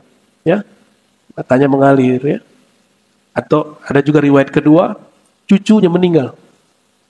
Nabi menangis. Para sahabat sebagian masih ada juga yang berhati keras. Apa kata mereka? Wah ya Rasulullah, apa nih kok nangis? Kan nggak boleh nangisin orang yang meninggal. Apa kata Nabi? Nggak begitu. Itu adalah dzalika, itu adalah rahmah. Wada'aha fi qulubi man syaa min ibadih. Yang Allah letakkan rasa rahmah itu, rasa sayang itu di kalbu orang yang Allah sayangi, orang yang Allah kehendaki. Sahabat mendengar begitu, dia menangisi dirinya. Kenapa? Jangan-jangan rahmah itu tidak ada di dalam dirinya. Maka dia menangisi dirinya karena tidak punya rahmah dalam dirinya. Jadi kalau saya nulis sejarah nanti Pak, ya Sirah Nabawi, semoga nanti juga ada buku tentang itu, ya, versi kekinian lah insya Allah. Kita menyebutnya Amur Rahmah, tahun kasih sayang. Sayangnya berpulang kepada yang maha sayang, Allah Subhanahu wa Ta'ala. Sedangkan Nabi itu sendiri, beliau gelarnya rahmatan lil alamin, rahmat bagi alam semesta. Maka beliau itu orang paling penyayang. Wajar jika jangankan istrinya, ada seorang umatnya meninggal, itu beliau sedih. Sedihnya bukan sedih manusiawi, tapi sedih sayang. Beda ya, bukan galau, tapi dia lebih kepada sedihnya, sedih rahmah, ya, limpahan kasih sayang beliau kepada umatnya. Jadi ini yang perlu kita kritisi. Kitab sejarah itu bikinan manusia, kita boleh kritisi. Kalau Quran bukan bikinan manusia. Al-Quran diturunkan dari hadirat Allah Subhanahu wa taala. Mushafnya betul dicipta. Lembarannya, kertasnya, tulisannya dicipta. Tapi kalimah-kalimahnya, isinya, maknanya tidak dicipta. Dia langsung turun dari hadirat Allah Subhanahu wa taala. Oke, clear ya? Jadi Nabi tidak pantas disebut lagi berduka cita, nggak pantas ya. Itu buku sejarah yang sekarang masih diajar di sekolah-sekolah, perlu kita kritisi. Ya, perlu kita kritisi. Itu yang pertama. Yang kedua, tadi saya sampaikan bahwa itu terjadi 3 atau 5 tahun sebelum hijrah. Ini agak lumayan canggih Bapak Ibu. Di zaman itu belum ada buku sejarah, belum ada pencatat, tapi sudah dapat diprediksi 3 sampai 5 tahun sebelum hijrah. Namun karena tidak ada penulis sejarah seperti hari ini, akhirnya tepatnya tanggal berapa itu diperdebatkan sampai hari ini di kitab ahli hadis dan kitab ahli tarikh. Lebih dari 7 riwayat yang menyebutkan kapan Nabi SAW berisra. Bulan Rajab pun ada beberapa riwayat, ya, ada yang tanggal sebelum 27, ada yang pertengahan, ada yang masuk ke 27 Rajab, ada yang bulan Sya'ban, nisfu Sya'ban, ada yang Ramadan, ada yang Muharram, macam-macam. Namun semua itu menunjukkan apa? Menunjukkan bahwa Isra itu betul-betul terjadi sebelum hijrah. Mereka sepakat semua itu terjadi sebelum hijrah, namun mereka berbeda pendapat tentang tanggalnya. Jangankan zaman itu Bapak Ibu, ini sebagian Bapak ini sepertinya ada juga yang tahun lahirnya itu sebenarnya belum pasti. Cuma karena keperluan administrasi ditulisnya tahun sekian. Ya, sebagian kayaknya ada. Ada yang lahirnya tahunnya jelas, harinya nggak jelas. Ya betul nggak? Akhirnya karena keperluan Dukcapil dikasih juga lah tanggal berapa. Bayangkan 1400 tahun lebih itu terjadi dan masih ada rekap datanya. Inilah kekhususan umat Nabi Muhammad SAW, detail, ya. Tapi tidak ada satupun ahli sejarah yang menolak bahwa Isra Mi'raj itu terjadi. Terus kok muncul perdebatan? Ya, Nabi itu Isra Mi'raj pakai jasad peruh. Hari gini masih bahas-bahas begitu aja. Itu sudah lewat. Ya udah lebih dari 10 abad yang lalu pun perdebatan itu udah selesai, kok diulang lagi. Tapi ya maklum karena manusianya terbatas, punya memorinya pendek, akhirnya kita bahas lagi tiap tahun. Ya. Nah, kembali ke yang tadi. Jadi kira-kira tepatnya tanggal berapa? Tidak ada tanggal tepatnya Mi'raj, Isra Mi'raj itu. Kalimatnya adalah yang dipilih oleh ulama sejarah. Wal Mukhtar, ya. Yang dipilih ahli sejarah adalah tanggal 27 Rajab. Karena ini terjadi sebelum Nabi hijrah, maka bisa diprediksi ini tidak dapat diperkuat oleh riwayat hadis manapun, karena hadis itu baru agak kuat Bapak Ibu setelah Nabi ke Madinah.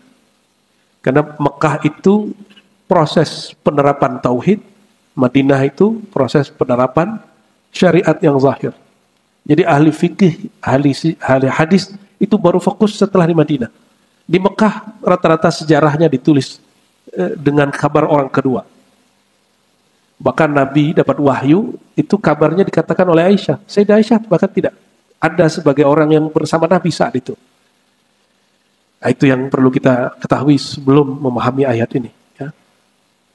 Lalu di poin berikutnya, Subhanalladzi asra bi'abdi, seperti yang kita singgung tadi, membahas bahwa Isra Mi'raj ini dengan tubuh atau jasad, itu pembahasan yang sudah ketinggalan. Bayangkan Bapak Ibu, masih perlu nggak perdebat? Kalimatnya Subhanalladzi asra. Maha hebat dia, maha suci dia yang memperjalankan si hamba. Kalau Nabi Muhammad dengan sisi manusiawinya itu terbang sendiri, itu baru kita boleh debat. Nabi itu berangkat sendiri dengan jasadnya atau ruhnya doang, mimpi. Tapi kalau depan kalimatnya ada dua, maha hebat, maha suci, lalu asra, memperjalankan. Masih perlu bertanya nggak? Nabi itu bergerak dengan tubuh atau jasadnya atau dua-duanya? Masih perlu nggak? Sudah ada dua kalimat. Subhana, maha suci, maha hebat. Kalau pakai mimpi, itu perlu nggak kalimat maha hebat, maha suci? Perlu nggak? Kalau itu mimpi, perlu nggak kalimat asra? Dia memperjalankan. Perlu nggak? Nggak perlu. Ya. Jadi sebenarnya jika dia diperjalankan dan ada yang memperjalankan, jadi soal nggak di otak kita? Dia pakai jasad atau dia pakai ruh? Nggak masalah, terserah Allah mau pakai jasa, mau pakai ruh, itu sangat mungkin terjadi. Allah berkuasa nggak mindahin Bapak nanti detik ini ke Mekah, bisa nggak? Kuasa. Allah sanggup nggak? Berarti benar nih akidah Ahlussunnahnya. Dengan tubuh dan jasad, mungkin nggak? Mungkin aja. Allah kuasa nggak? Nah, yang Allah yang maha kuasa itu menyebut dirinya maha suci, maha hebat. Dia Allah yang maha berkuasa itu telah memperjalankan si hamba. Gampang toh? Jadi orang kalau paham usulubnya, balaghah sastra Qur'annya sudah cukup sebenarnya. Nggak perlu pakai teori aneh-aneh Bapak Ibu. Teori cahaya, ya bolehlah. Silakan mau bahas kuantum kayak apa, dentuman kayak apa, terserah lah. Tapi saya nggak tertarik dengan itu. Ya. Kalau Al-Quran sudah berkalam, masih perlu kita pembuktian dari yang lain. Saya mau tanya Bapak Ibu, jika ada ayat belum terbukti secara ilmiah, Bapak meragukan ayatnya nggak? Ilmiah itu hasil ijtihad kita. Quran itu tidak ilmiah, nih pernah ya. Quran itu wahyu ilahiyah di atas ilmiah. Ngomong begini nggak usah takut kalau ada orang ngomong Quran tidak ilmiah. Betul, Quran tidak ilmiah. Quran itu wahyu ilahiyah di atas ilmiah. Ilmiah itu hasil kreasi akal dan eksperimen manusia. Gabungan akal, empirik, eksperimen disebut ilmiah. Ini bukan wilayah akal, ini bukan wilayah eksperimen, ini bukan wilayah ilmiah, ini wahyu ilahiyah. Maka wilayahnya bukan di akal, wilayahnya bukan di panca indera, wilayahnya bukan bahkan tidak di kolbu, wilayahnya bahkan sampai pada sir dan ruhani. Lebih dalam lagi daripada itu semua. Ya, oh nggak masuk akal, ya akal Bapak harus di-upgrade Pak ya. Ya. Saya sudah banyak jumpa wali Allah itu pindah seketika. Bapak boleh nggak percaya sama saya? Ya. Nggak apa-apa. Kita sering jumpa. Masih hidup orangnya. Masih hidup orangnya Pak. Dengan bismillah pindah tempat. Loh kenapa? Sayyidina Asif yang menjadi asisten Sayyidina Sulaiman itu bukan nabi, benar nggak? Dia hanya seorang wali. Dia bisa pindahkan istana Bilqis dalam sekejap. Wali umat Nabi Muhammad SAW dengan wali Nabi Sulaiman, kira-kira lebih tinggi mana Pak? Walinya umat Nabi Muhammad SAW. Cuma kita kan lagi nggak bertarung, bertanding dengan Bilqis, dengan jin ifrit, kita nggak perlu. Itu wilayah Nabi Sulaiman, bukan wilayah kita ya. Oke. Nabi Sulaiman memindahkan istana dengan melalui asisten dia Asif. Itu fisik nggak? Fisik nggak? Kira-kira kalau Allah lewat seorang wali bernama Asif memperjalankan, memindahkan satu istana besar dalam sekedip mata, masa mindahin Nabi Muhammad SAW nggak sanggup dalam semalam? Nyambung. Ya, jadi pembuktian kita cukup Quran dengan Quran sendiri. Nggak perlu pakai pembuktian ilmu hari ini. Tapi kalau ada yang mau pakai silakan. Ya, pakai film apa, drama apa tuh? Film anak-anak tuh Flash. Silakan. Tapi itu kan fiksi. Fiksi ilmiah itu sebenarnya ada hakikatnya. Cuma ketika dibuat film jadi seru, jadi ada hiburannya. Itu hiburan, bukan bab kerohanian. Bapak Ibu saudara-saudariku kalau Allah. Nabi Muhammad SAW disebutkan dalam hadis Imam Bukhari, kata beliau, 3 malam berturut-turut aku memperhatikan ada 3 malaikat bolak-balik dari rumah beliau ke Ka'bah. Nanti Bapak lihat kalau di Mekah itu di Masjidil Haram ada babun Nabi. Ada babun Nabi. Itu diperkirakan Nabi lagi tidur di situ. Maka tempat itu ditutup kan. Karena orang Wahabi ini takut sekali. Orang-orang Islam ini ngambil berkah lalu syirik. Terlalu suuzon dengan umat. Ya. Padahal ngambil berkah bukan bagian dari syirik. Akhirnya sekarang orang-orang Saudi mulai sadar bikin museum, Pak. Bapak kalau masuk ke museum Saudi hari ini lucu, isinya cuma gambar-gambar, video-video, barangnya nggak ada. Nggak ada. Mereka sudah hancurkan itu tempat. Tempat lahirnya Nabi, Maulid Nabi, rumah Khadijah dihancurkan, Maulid Fatimah dihancurkan. Mereka baru sadar hari ini. MBS, maka Muhammad bin Salman itu dibenci sekali. Karena dia mulai sadar. Kok kita nggak jaga ini barang dari dulu? Sekarang ada museum, ya, museum wahyu untuk ke Goa Hira, isinya foto, gambar, video. Museum apaan? Ya, kalau museum itu mesti ada barangnya, mesti ada peninggalannya, ada batunya kayak, ada tongkatnya kayak ada. Ini nggak ada. Tapi ya sudahlah. Mungkin itu ada rahasia Allah juga di situ. Wajar Pak. Itu Mekah Madinah sudah dikuasai dari tahun 33. 1933 sekarang 2000 siapa sih 19 di otaknya Pak? 2025 belum nyampe 100 tahun, dikit lagi. Ya.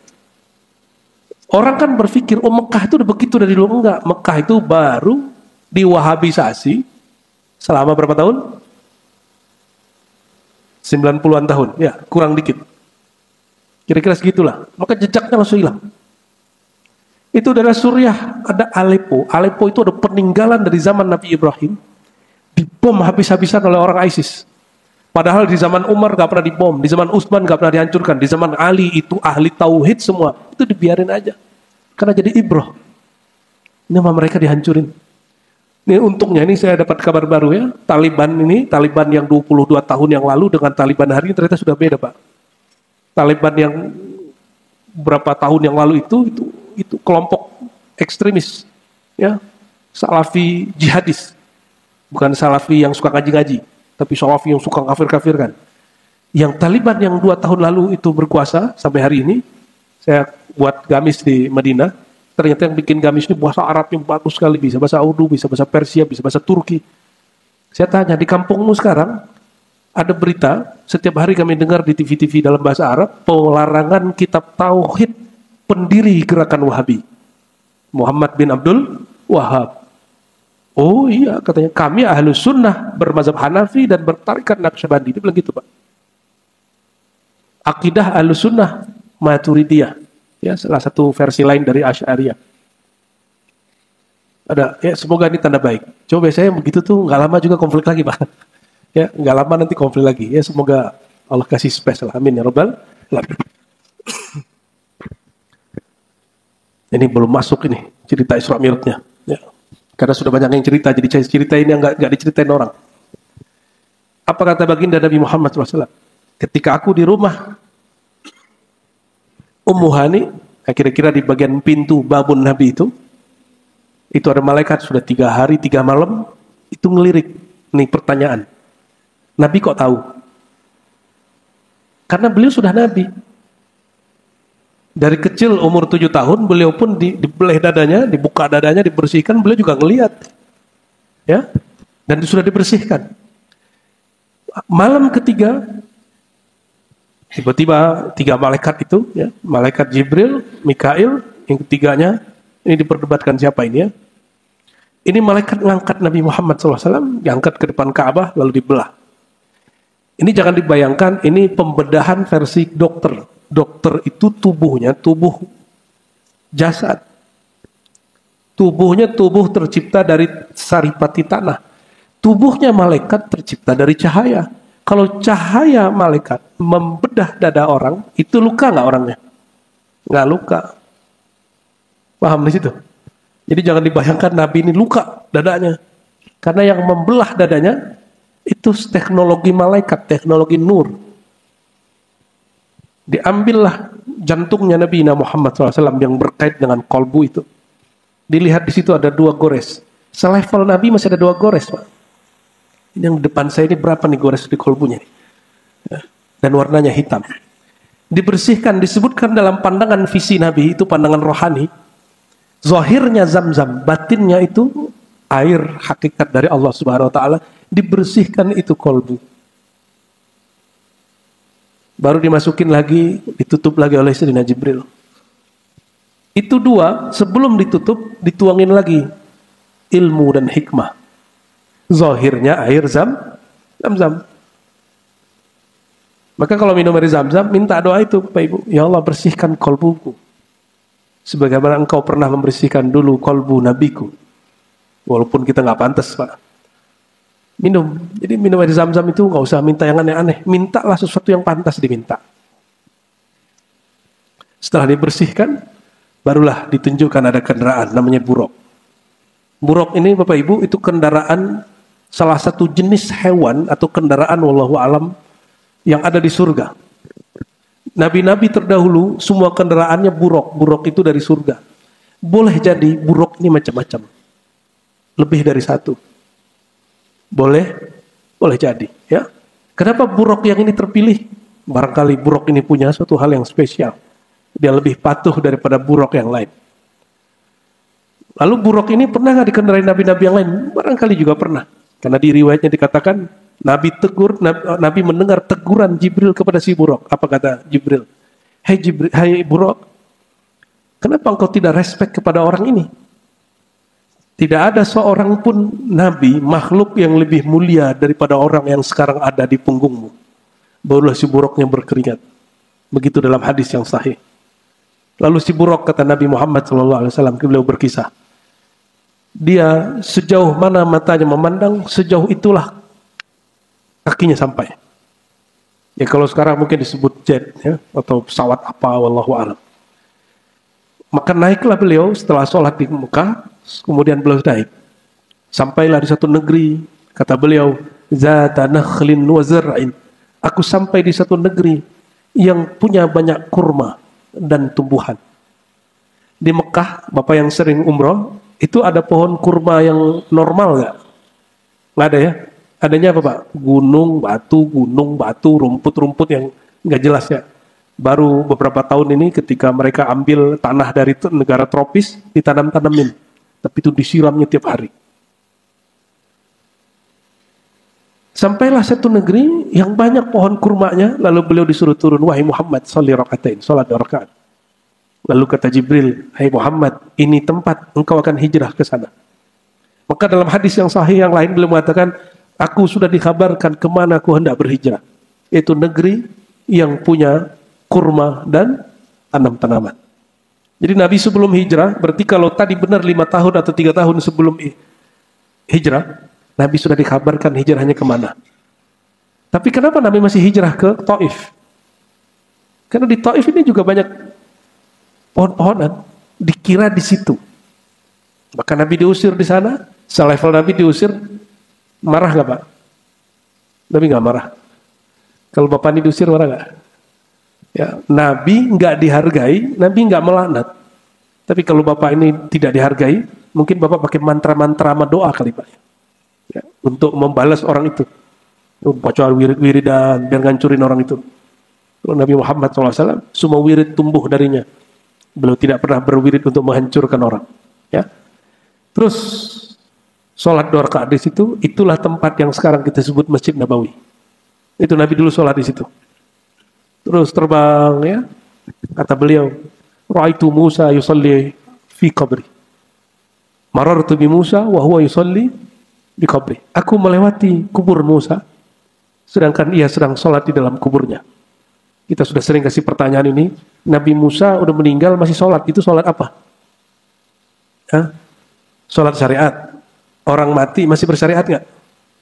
Enggak. Itu sholat kemakrifatan.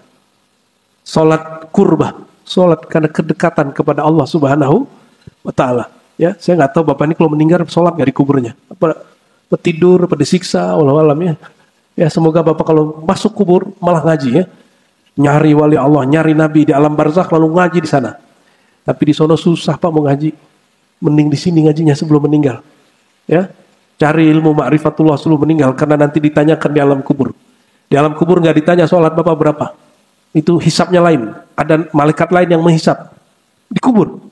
Tapi yang ditanya di kubur dengan yang dihisap beda. Jadi perbedaannya, kalau hisap bisa jadi sebelum pertanyaan itu.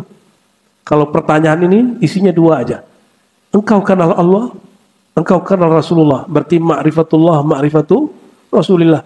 Ini yang ditanyakan di alam kubur. Nabi Musa masih sholat di kuburnya.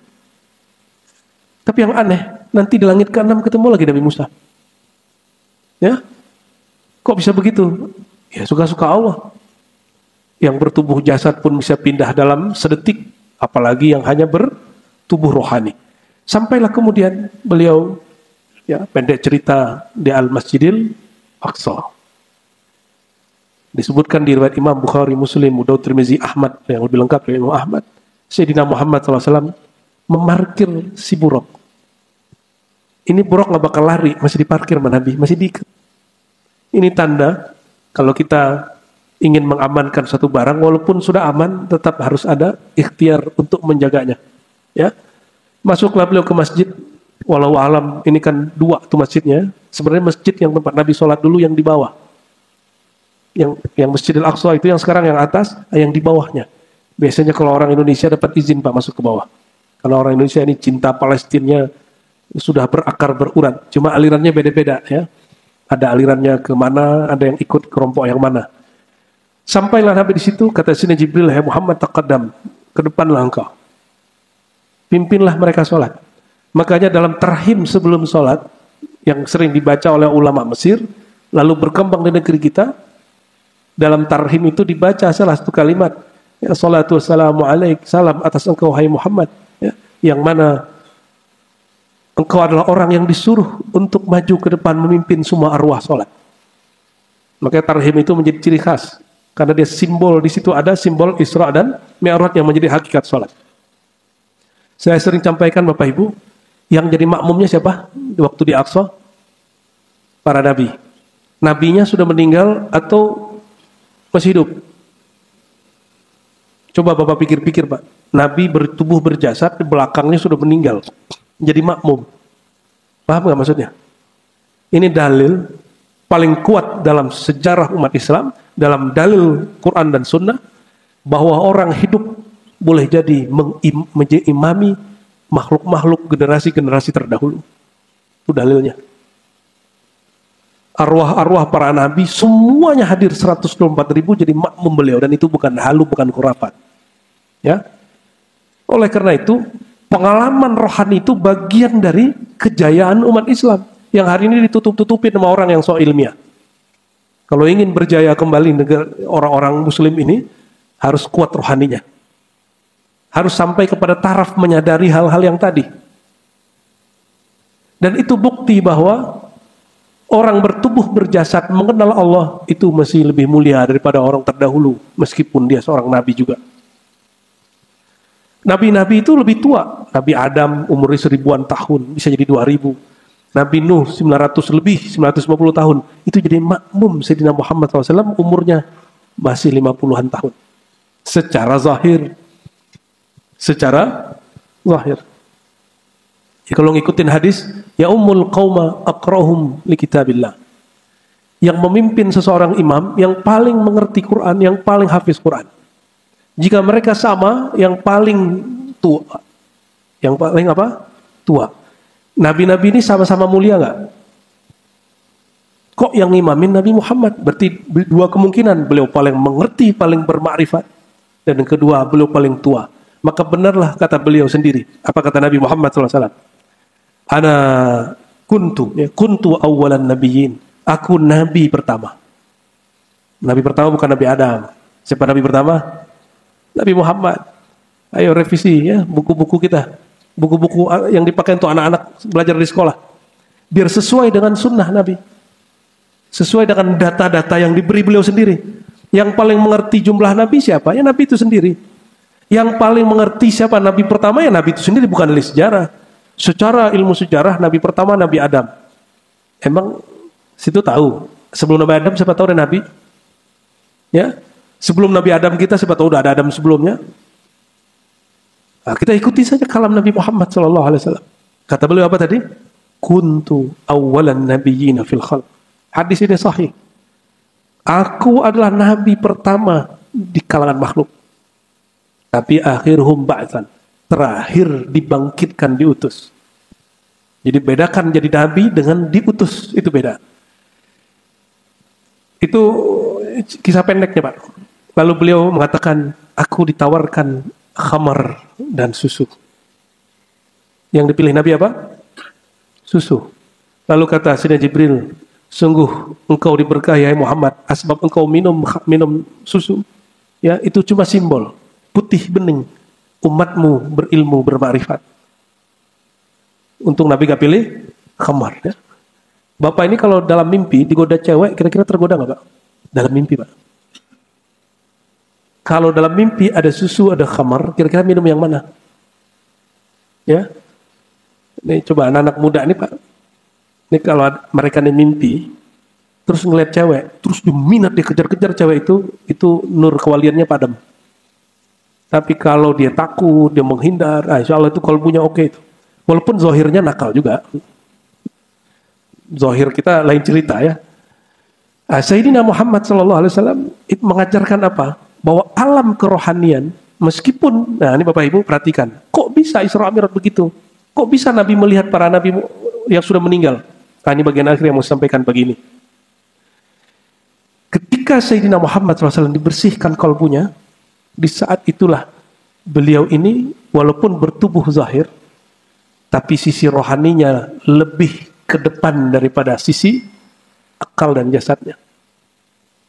Maka ia bisa melihat yang tidak terlihat oleh pandangan mata dan pikiran orang yang berpikir. Chipnya diganti. Ya. Kata Allah Ta'ala, para aulia tidak mati. Apalagi para ambiya. Dibuktikan oleh Nabi Muhammad SAW sendiri. Gimana cara ceknya? Karena yang tidak mati itu adalah ruhnya. Jika ingin jumpa dengan mereka, kita pandangannya jangan lagi pandangan ini. Harus memandang bukan lagi dengan mata ini. Harus ini matanya, zahirnya mata ini. Tapi basornya sudah basarullah. Basornya pakai basirah. Pandangan kalbu. Pandangan kalbu itu pandangan Allah. Kalau sudah dengan pandangan kalbu, pandangan sir, pandangan ruh, baru dia bisa lihat alam arwah. Ya, enggak halu itu. Itu bagian dari yang disebut oleh Imam Ghazali, Imam Ahlus Sunnah wal Jamaah, apa kata beliau? Mengingkari wahyu, mengingkari mimpi, mengingkari pengalaman rohani, itu awal dari mengingkari wahyu. Jadi kalau ada orang mengalami itu, kita nggak tolak. Cuma setelah Nabi Muhammad SAW, apapun pengalaman rohani, itu tidaklah pengalaman kenabian. Itu hanya mubasyarat, hanya kabar gembira. Agama kita tidak dibangun dengan mimpi. Agama kita dibangun dengan wahyu yang penuh kesadaran. Maka Nabi lagi sadar, mengalami. Bukan lagi halu, lagi mimpi. Beda ya. Jadi jangan kemudian, Imam akhir zaman sudah mimpi Allah 1000 kali. Nggak penting itu. Ya, kita nggak nyari orang yang tukang pemimpi. Kita cari orang yang punya kesadaran dalam keadaan dia sadar. Ya, punya pengalaman rohani dan dia masih sadar. Itu baru Isra, Pak. Belum Mi'raj. Ya, semoga nanti ada ustadz yang membedah Mi'rajnya ya. Namun pendek cerita, bumi itu Bapak Ibu ada sholatnya, ya gak? Ada sholat dengan para nabi. Ketika di langit pertama dikisahkan hanya ketemu Nabi Adam. Tapi kira-kira nabi lain ketemu nggak? Ketemu lah, Pak. Di setiap langit tuh ketemu semua nabi lagi. Ini nabi itu ikut semua. Di langit kedua muncul lagi nabi-nabi dan ngapain nabi di sana? Kalau dicerita hadis hanya dialog pendek. Tapi sebenarnya beliau sholat di setiap masjid. Kenapa? Setiap berhenti, karena riwayat awalnya dimanapun berhenti sholat 2 rakaat. Berarti beliau setiap tempat di langit itu beliau sholat. Maka beliau bercerita, ketika aku naik ke langit, di hadis Muhammad, aku lihat ada malaikat yang sholatnya cuma takbir, ada yang sholatnya cuma zikir, ada sholatnya cuma ruku, hanya sujud. Nah, Nabi menyempurnakan sholatnya para malaikat itu.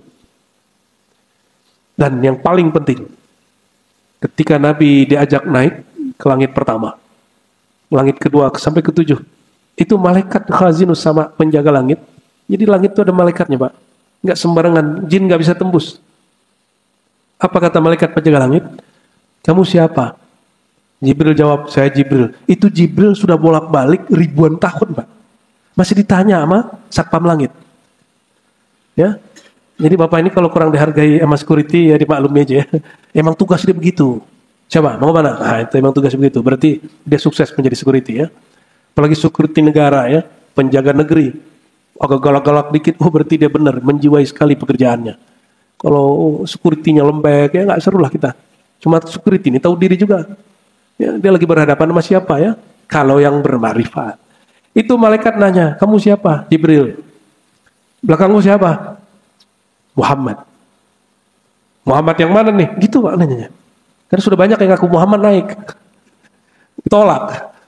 Kata Sayyidina Jibril, wa qad bu'itsa ilaih. Itu Muhammad yang dikabarkan diutus. Ini malaikat sudah nunggu ribuan tahun orang yang akan diutus itu. Maka kata dia, buka. Oh ternyata kunci pembuka pintu langit itu nama Sayyidina Muhammad sallallahu alaihi wasallam. Ini yang paling penting, inilah hikmah Isra dan Mi'raj. Pengalaman rohani sehebat apapun, jika tidak ada tasdik percaya ke Nabi Muhammadnya, tidak ada taslimnya, tidak ada sholawatnya, tidak ada makrifat kenabiannya, itu yang disebut halu, itu yang disebut ngayal, itu yang disebut ilham syaitan. Namun jika ada makrifat kenabiannya di situ, ada sosok nabinya, ada nur nabinya di situ, insya Allah orang itu pengalaman rohaninya sahih. Ya, mesti bawa nama Nabi Muhammad ke sana. Jadi yang boleh mi'raj siapa? Muhammad sallallahu alaihi. Maka kita harus lebur dalam mencintai beliau, baru diundang ke langit sana. Baru rohaninya boleh jumpa dengan arwah-arwah suci. Sehingga benarlah kata Ghazali ya dalam Kimia Sa'adah, ini barang, ini ilmu tidak khusus untuk para nabi dan wali terdahulu. Bagi siapapun yang tasdik, yang percaya, yang mengikuti, yang taslim, dia akan diundang rohaninya dan akan mengalami apa yang dialami mereka. Akan melihat yang dilihat mereka. Perbedaannya satu hal, kata imam yang lain. Ya, kata Ibnu Arabi, kalau Nabi Isra-nya dengan jasad dan tubuhnya, sedangkan para aulia hanya rohaninya. Tapi boleh jadi imam akhir zaman itu yang bernama Al-Mahdi itu mirip-mirip juga Pak. Bisa jadi tubuh dan jasadnya juga, karena Nabi Muhammad mengatakan namanya namaku. Berarti kalau namanya namaku, tadi kita belajar ilmu nama kan, bahwa nama yang bernama Muhammad boleh naik. Dan Nabi SAW mengatakan imam akhir zaman itu ismuhu ismi, nama dia nama aku. Berarti dia diizinkan juga naik sebagaimana Nabi Muhammad SAW diizinkan naik. Dan itulah peristiwa penyempurnaan Nabi Muhammad SAW. Wallahu alam, mungkin juga imam akhir zaman itu diperbaiki zahir batinnya oleh Allah dengan cara rohaninya diangkat nanti sesaat, turun-turunnya sudah berubah. Wallahu alam bis shawab. Semoga Allah panjangkan umur kita dalam taat. Jika tidak, semoga Allah panggil dalam keadaan husnul khatimah. Wa sallallahu ala sayyidina Muhammad. Allahumma ya rahmanir rahim ya karim ya azim. Ya man asra bi abdihi laila. Salli ala sahibil isra'i wal mi'raj. Sayyidina Muhammad. Allahumma ya Allah, yang telah memperjalankan sang hamba Sayyidina Muhammad dari masjid suci Masjidil Haram ke masjid suci Masjidil Aqsa sampai ke langit engkau tembus bahkan ke arasmu. Ya Allah, meskipun kami tidak pantas menceritakan beliau, menyebut-nyebut nama beliau, mengisahkan beliau, izinkanlah kami, pantaskan kami menjadi umat Nabi Muhammad SAW. Allahumma ya Allah, inna amanna bihi wa saddaqna bihi. Ya Allah, kami percaya dengan kenabiannya, percaya dengan kerasulannya, percaya dengan Isra dan Mi'rajnya, percaya bahwa engkau betul-betul memperjalankannya. Allahumma ya Allah, jadikanlah kami umat Nabi Muhammad yang mendapat berkah daripada minum susu yang telah beliau lakukan, yaitu al-ilmu wal hikmah. Jadikan kami umat yang penuh dengan ilmu dan hikmah. Allahumma imla qulubana bil ilmi wal hikmah wa hassin wujuhana ya Allah, wa hassin akhlaqana ya Allah, hassin wujuhana bi dzikrika bitawajjuh ilaik, wa hassin akhlaqana ya Allah bi al-akhlaq al-muhammadiyah. Allahumma ya Allah, perbaiki diri kami, bersihkan wajah diri kami sehingga kami pantas menghadap kepadamu. Dan ya Allah, semakin bertambah ilmu kami, tolong tambahi juga kebagusan akhlak kami, tambahi juga kelembutan hati kami, tambahi juga kebersihan jiwa kami. Allahumma ya Allah, kami tidaklah hamba yang suci sebagaimana Engkau telah mensucikan Sayyidina Muhammad SAW. Namun ya Allah, meskipun kami tidak suci, kami ya Allah memohon sucikan kami sebelum berpulang kepada Engkau. Sucikan jiwa, pikiran dan hati kami sebelum Engkau panggil kehadiran Engkau, sehingga kami datang dalam keadaan nafsu mutmainnah, jiwa yang sudah tenang, jiwa yang layak diundang dengan radiyah dan mardiyahmu. Terakhir ya Allah, inna nas'alukal jannah, inna nas'aluka ridhaka wal jannah. Kami memohon ridhamu ya Allah, kasih sayangmu ya Allah, kasih sayangmu ya Allah. Ridhoilah kami meskipun kami ini pernah membangkang kepada Engkau.